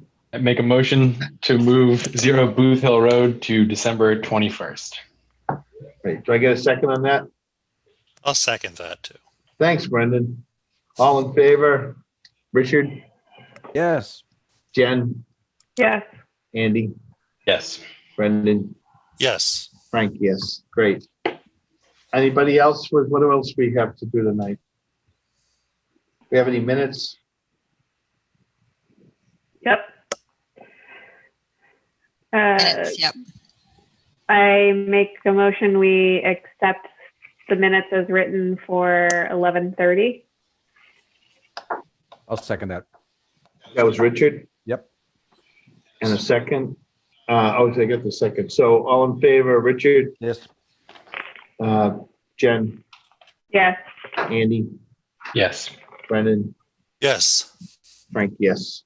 Okay, what else we got? Amy? I don't know. I'm pretty slap happy tapped about after all that. I don't know about you guys. Me too. You added a couple of things in the beginning, so why don't you go right to those? Do you want to be reminded about what they were? Yes.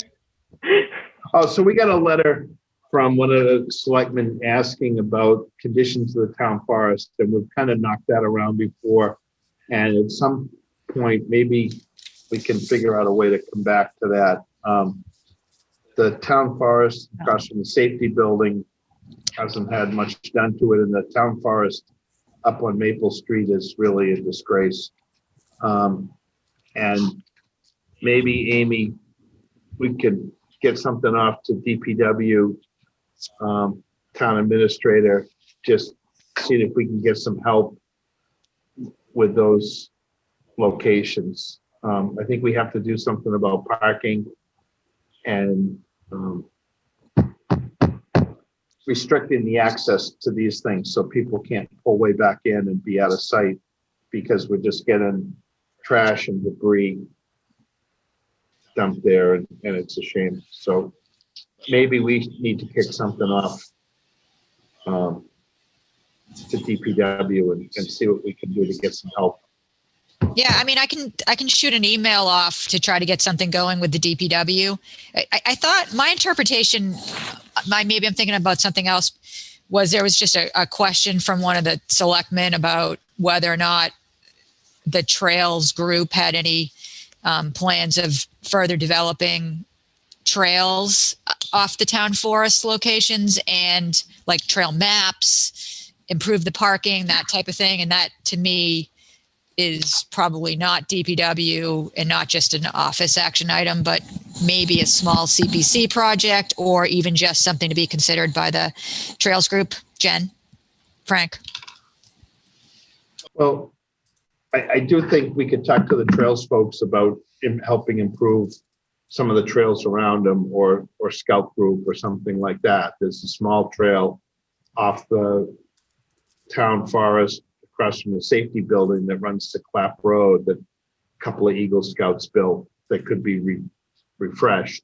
But I don't think that they were complaining about the quality of the trail. I think it was more like, is the town doing anything to get these areas like more exposure? You know, like, so our West End properties and Driftway and Ellis, they have, you know, official maps and, you know, they've been glamorized, shall we say, with kiosks and stuff like that. So is there any plan for those town forest properties to be officially like made into that network of open space use for the public. Like, you see what I'm saying? Yeah. So But I agree, though, that there's a separate concern that people park there and trash them out and dump TVs and bags of trash. And that's definitely a problem there and other places around town. okay. So I'm kind of hearing two One different of- things here. You guys want to maybe add it as an action item to discuss at the trails next meeting and see if it's something that you'd bring up, or should we just keep it on our list of pending projects to get some excitement about? I mean, because I think it's a great idea. I think about the town of Duxbury, where I grew up and am from, and they have a big network off of Mayflower Street, which is the town forest, that has they encourage a lot of mountain biking in there, and there's people that go in there and hunt, and nice, well-used spots. So if we made it part of our portfolio, we might encourage people to use those properties more. All right, well, let's just put it out there today as it's a discussion, maybe get some thought on it, and we can just discuss it further when we're not 3.5 hours into a meeting. Agree with you there. Okay. Don't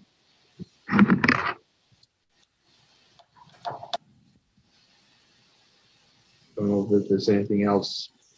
I had a question. Oh, the docks, Richard did. Yeah, no, it's really a question of whether or not we even have jurisdiction, and if so, what we can do. But out here at about approximately the number 200 Central Ave, and at the end of Newell Street as well, huge dock that sticks well out into the river, basically has been destroyed with the last 2 storms, and it's just all the rubble from it is left in the marshes. And I spoke to the homeowner very briefly, and he swore that he was going to clean it up, but he's not done anything. And Rich, I have something to report on that one. Okay. So a few weeks back, actually, I was in contact with the dock guy who has a name, and I'll think of it, but I guess it doesn't really matter. But anyways, there is a person, the owner has engaged the services of somebody who's coming up with, asked what kind of a filing it would be, and had an idea on how to retrieve the materials and to rebuild it. Okay. And oh my God, what's the guy's name? Wallow. Wallow. Keith Wallow. Yeah. Okay. Yep. Okay. And so I guess I really want to know if we had jurisdiction on that. Is that in Scituate? Yes. Yes. Okay. Yes, it is. That's an insight. Okay. All You right. answered my question. Great. And I want to also thank Andy for kicking the ball off with the community garden, and he's given us some ideas, and we're going to continue to discuss that and work at it. See if we can bring that to fruition. Thank you. Yeah, excited. Yeah. Okay. Looks great. I'm looking for the real motion. To close. You got it. I'll make that. Do we have a second? Second it. Thank you, Jen. That was Jen. All in favor. Hi. Richard. Yes. Jen. Andy. Yes. Brendan. Let's Yes. stay for another hour. Frank. No, Yes. I'm ready. Thanks so much for your diligence this evening. I'm sorry it took so long. No worries. Thanks, Aren't guys. these interesting? All right. Thanks, guys. Have a good Thank night. you. Yeah, night. have a good one. Bye. Thank you.